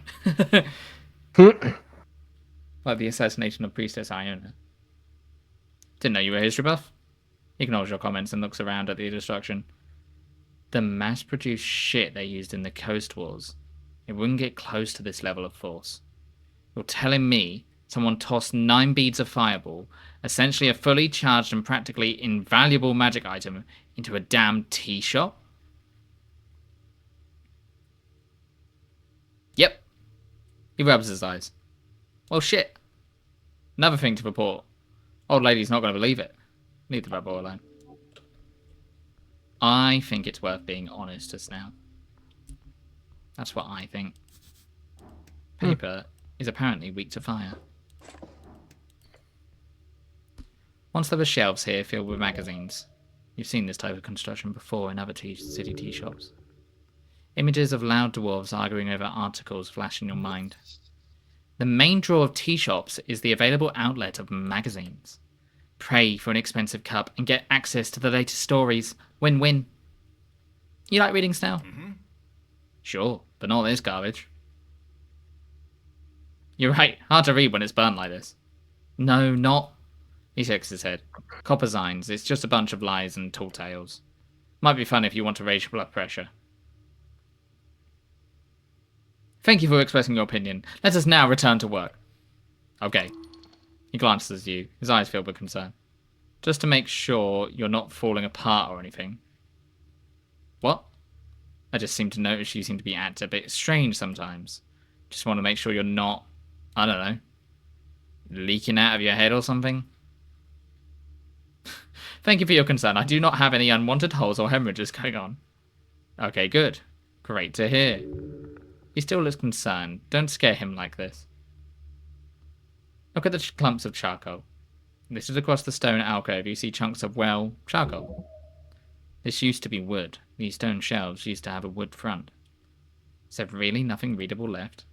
Why would there be? Paper burns quite easily. But what if? Sure. Maybe you'll find a magically fire-immune newspaper or something. That's right. You have to take a proper look here before moving on. Great. Just great. Your eyes sweep over the ashy remains. You're exhausted. Meat keeps your luck. Plus 10 DC. Esoteric Pocket Watch. Is adding DC? Oh. I should look at something else. Da, da, da, da, da, da, da. Let's take that off.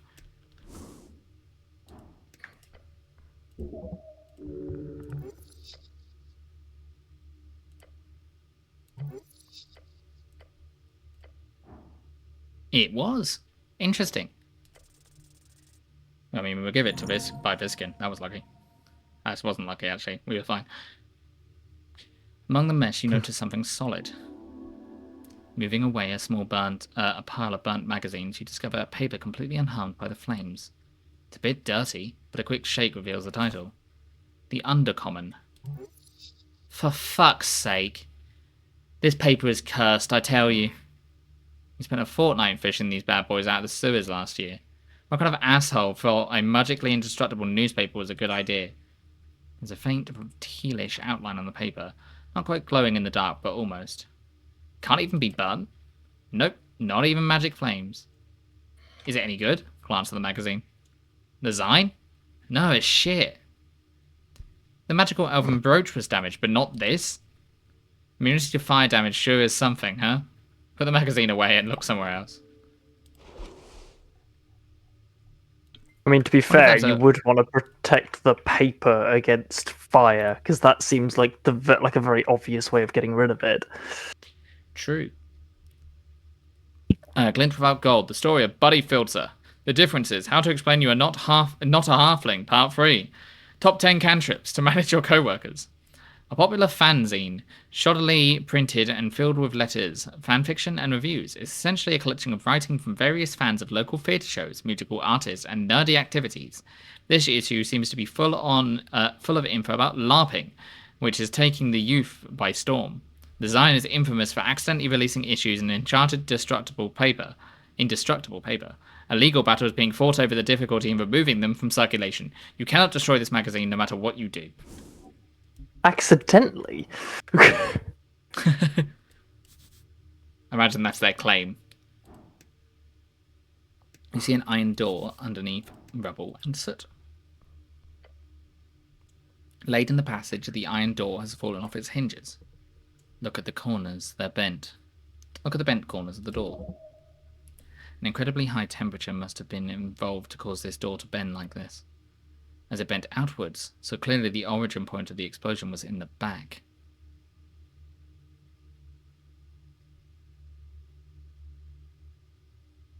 Interesting. Look at the hinges. The hinges are connected to the wall via thick iron nails. Typical dwarven design, they are metal. They use a metal known as hardsten on doors like this. Looks like they've been ripped right out of the stone. No, wait, no. The iron's been bent as well. Interesting. Then this was a combination of force and heat. An esoteric effect. Just a spell. Meek, what do you make of this? Is very hot. Meek feel bad for door. Bad magic did this. Master, be careful. Whatever did this still may be here. Figure out what could have bent the door like this. Natural 20! To melt iron like this, it would require incredible heat, especially from Hardsten. How many days until election left? Technically we're on the 3rd day. So it happens at the end of the week, right? So I think it's like 3 or 4 days left. So, this is technically the beginning of the 3rd day because it's past midnight. You remember from your studies the art of the fireball spell. An awesome power. It was also often used to horrific effect in the Coast War to eliminate entire legions. But to reach degrees hot enough to soften this iron, it would have to have been of 7th level or higher. More realistically, considering how the flames have been forcefully escaped from the back rooms by bending the door this way, 8th or 9th level, which is very illegal. You Or, can't melt steel beams.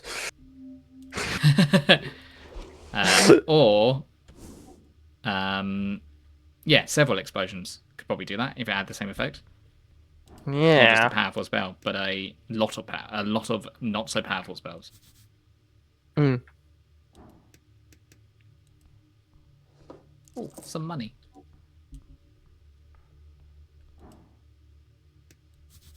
A frame without a painting. A frame for a painting. The actual picture was obviously burnt away in the blast. Design, it remains. What sort of painting do you think it was now? Drummer does strike me as the type of guy to hang a giant picture of himself. What do you think?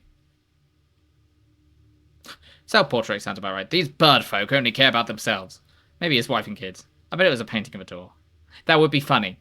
I bet it was a painting of a door. What? A door, like, to trick people. Trick people? They walk into to the wall, they go, "Hey, I can't grab the handle." The goblin glares at you. It'd be funny. Sure. Funny. Maybe we should keep looking for actual clues.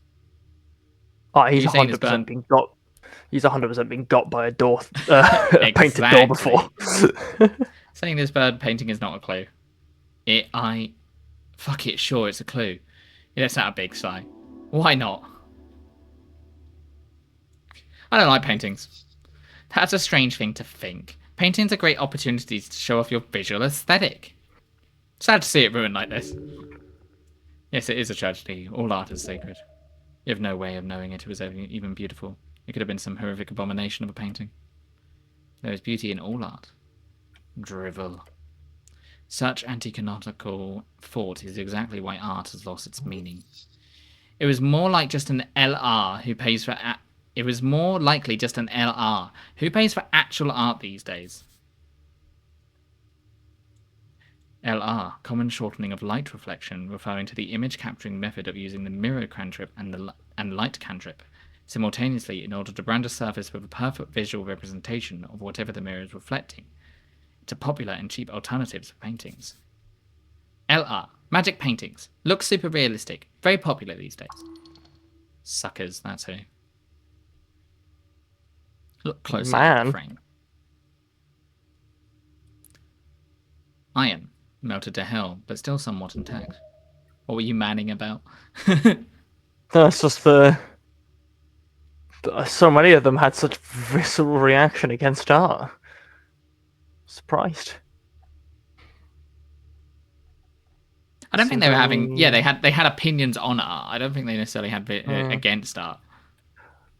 It was. I felt like 3 of them just basically said, who would buy art? Who would?" Charisma seemed to be like, this looks great for you. Yeah. Dexterity is obviously just hustling, and intelligence was like, only true art is best art. The art snob. I suppose that And then makes wisdom sense. as art. I like art. Yeah, no, wisdom's fine. And strength had no opinion. Yeah. Right. Anything else? The frame holds nothing else. No sign beyond that left by the flames. I should leave it alone.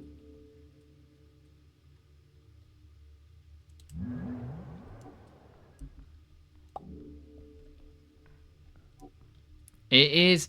Why would you have, unless it's fallen down here, why would you have a painting here? Just at the end, so people go up here and they sit down?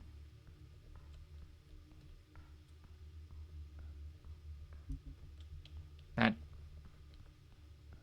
I mean, I guess to look at... Yeah, they could sit here while they wait for their tea, I suppose. Oh, well, no, it'd be like a coffee shop, wouldn't it? They could just sit up here and then look at the painting. Yeah, that does kind of make sense to have a painting there. It's an interesting position, though. I like the idea it's a door. I think... I feel like there's something behind it, but maybe I'm crazy. I mean, in the world of magic, if you had a painted door there, then there's a possible chance that you could go through it. Yeah.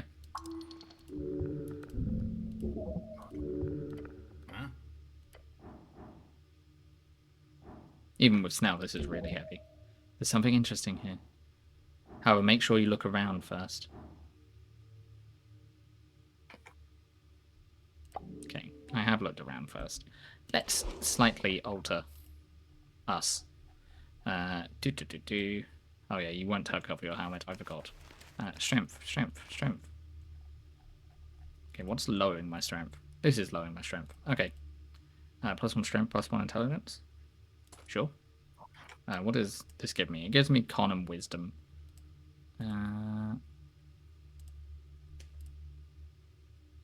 That's my wisdom by 1.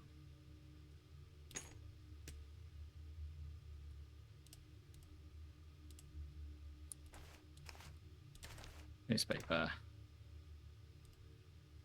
I want strength up. Got to go, but good luck with the rest of your stream. No worries, we'll probably be finishing off shortly anyway. I could just hold the key, I suppose. Oh, I have to wear it. Interesting.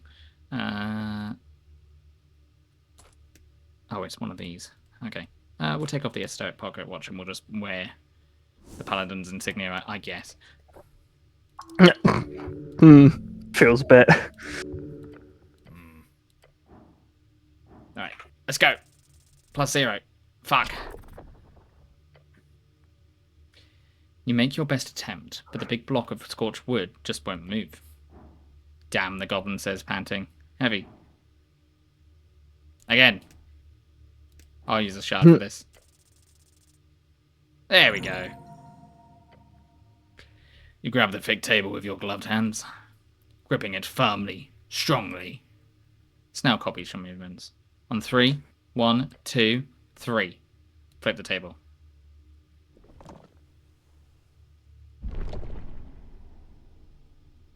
Oh.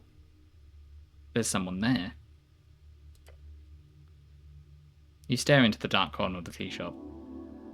Mist, soot, and broken tiles, you see a corpse.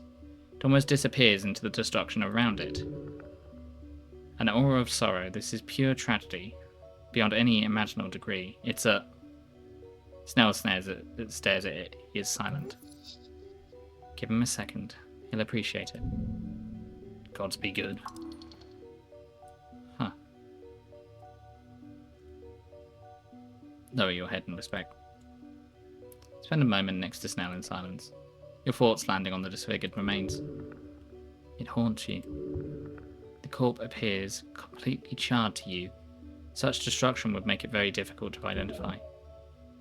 The size is average, in human terms, somewhat slender. Hard to make out anything other than a silhouette. The goblin steels himself. How much experience do you have with corpses, cleric? Your thoughts land on the anatomy books, basic medicine training, nothing practical. Clear your throat. The goblin breaks his intent stare down at the corpse and turns to you. He is afraid the corpse will awaken. Not an unreasonable concern. Cleric? I can handle it. Good to hear. We should do a preliminary checkup just to scope out the scene. Then we'll get a transport to the Lich House, I guess.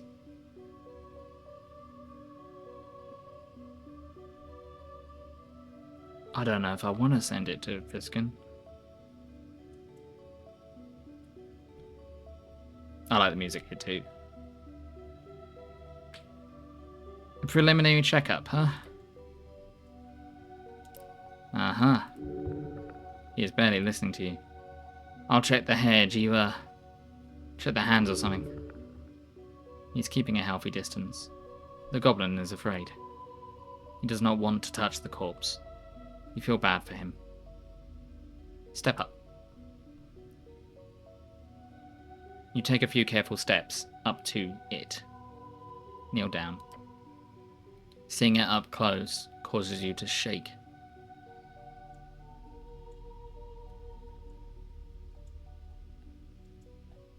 Check the hands. You see the left hand is half destroyed. The right hand is clenched near the victim's hip, holding something. A clue, of course. You've read stories like this. The victims always grip something important when they die. Looks like something brittle in the grip. Perhaps leave it for later. No, this is a bad idea unless you want to break that fist into 1,000 pieces. But hey, maybe you do. Leave it for later. I'll come back to it. For the best, yeah. The mortician will handle it. Oh, but I feel like I should have it. I don't think Viskin should have it. Look at the torso.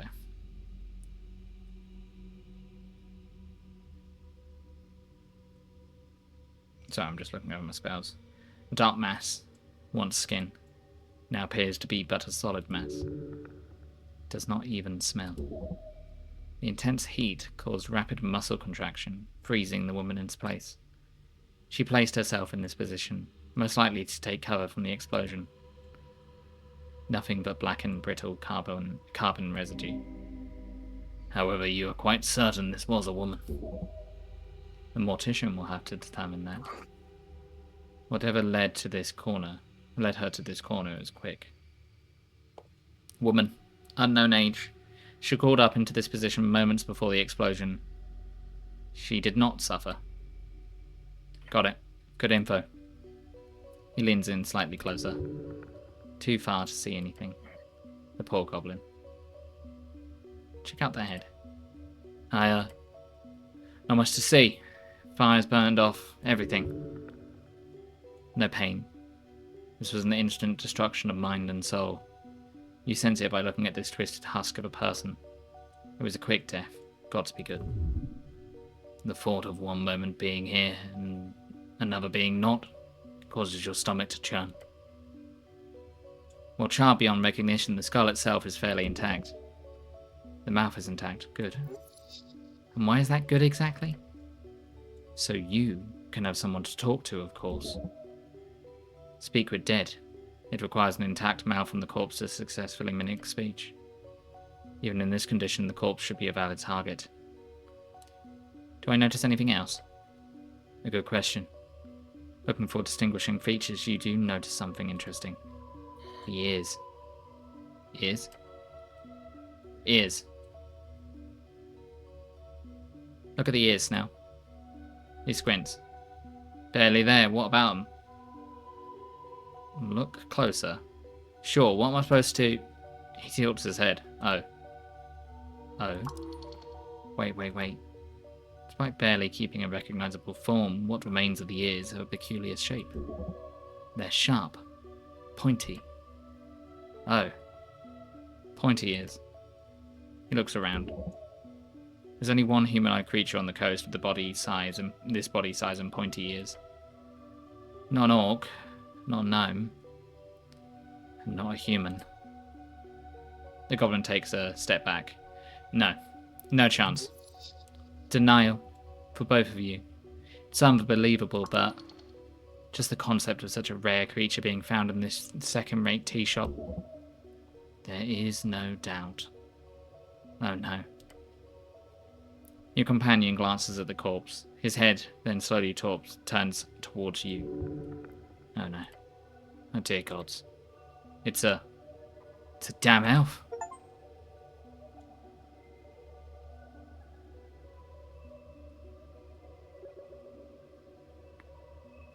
Sent over Ukul midst flaming a mess. This is the death you fear, the dramatic end to your career. Did they know? No, they couldn't have. Yet you have, through no means of your own, landed in this trapped hallway of a mission. You only have one choice now. Find out exactly why this happened, who killed the elf, who blew up the tea shop. You feel the answers must lie below. Far, far below.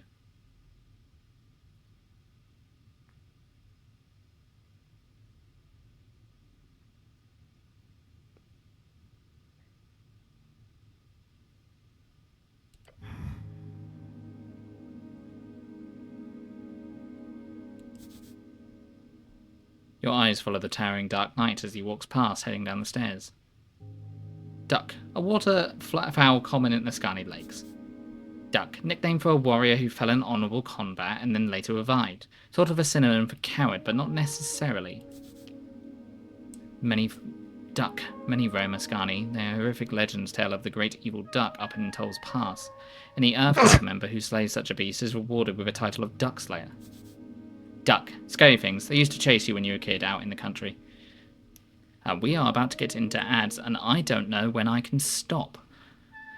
So I guess maybe we carry on? For a little bit, yeah? Yeah, so I'm going to run ads now, and we'll pick up with the duck after this. See you guys in a minute. Oh, how tension has continued.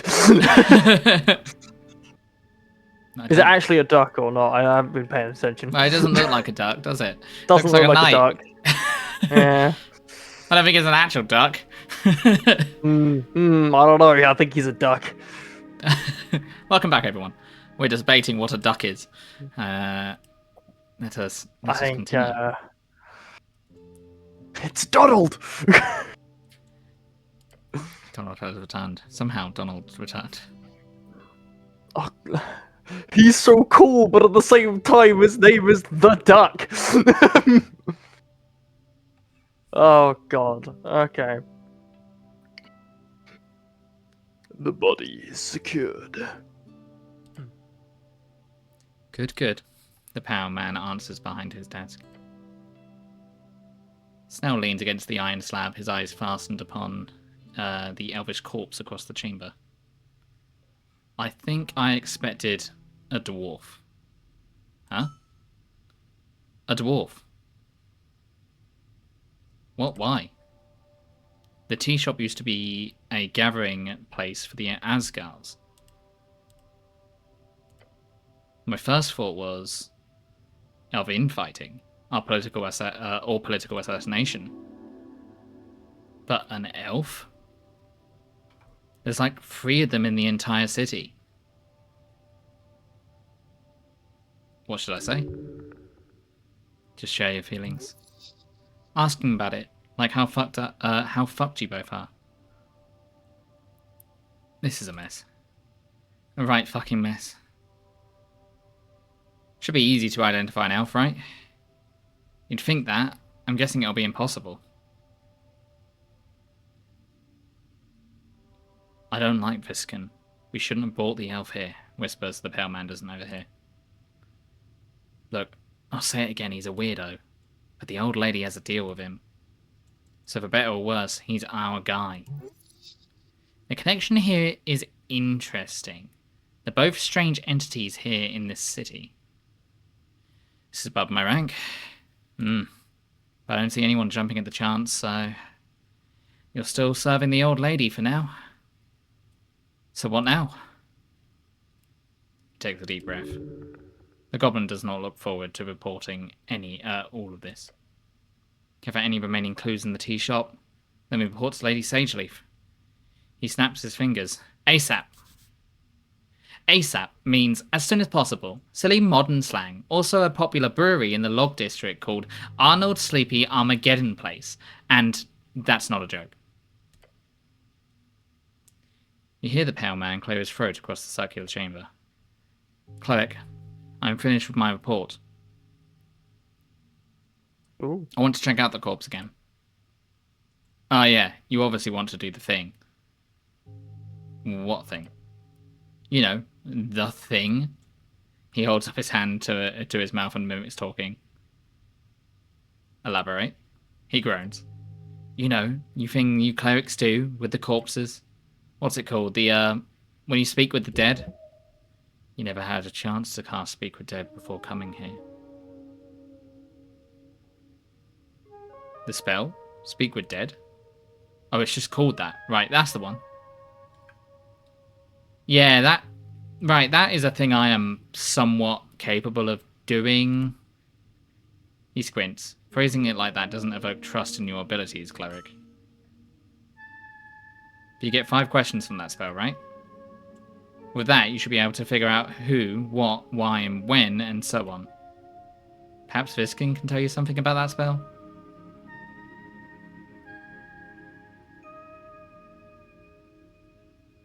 Let me check the corpse again. Oh yeah, why not? You lead the way. Alright, let's get going. Oh, if I knew it was just going to be that, I would have just carried on for the 3 minutes I could have snoozed the ads. Oh well. Ah. Well, I think we'll... I mean, unless you want to carry on for a little bit. I am relatively alright. That seems like a pretty alright place to stop, because we have no I idea think how it's a many... I Yeah. think it's a good place to stop as well. I was about to say you don't know how many questions you get of from the thing, but you do. You know explicitly how many questions. Yeah. And that's going to be quite hard. Yeah. Quite hard to choose. Is this one of my questions? Yes. Alrighty. Well, thank you all for joining me, everyone. Did the spell work? Yes. Was that one of my questions? Yes. Wait, Shit, was how that many one as questions have I well? asked now? Yes. Yeah.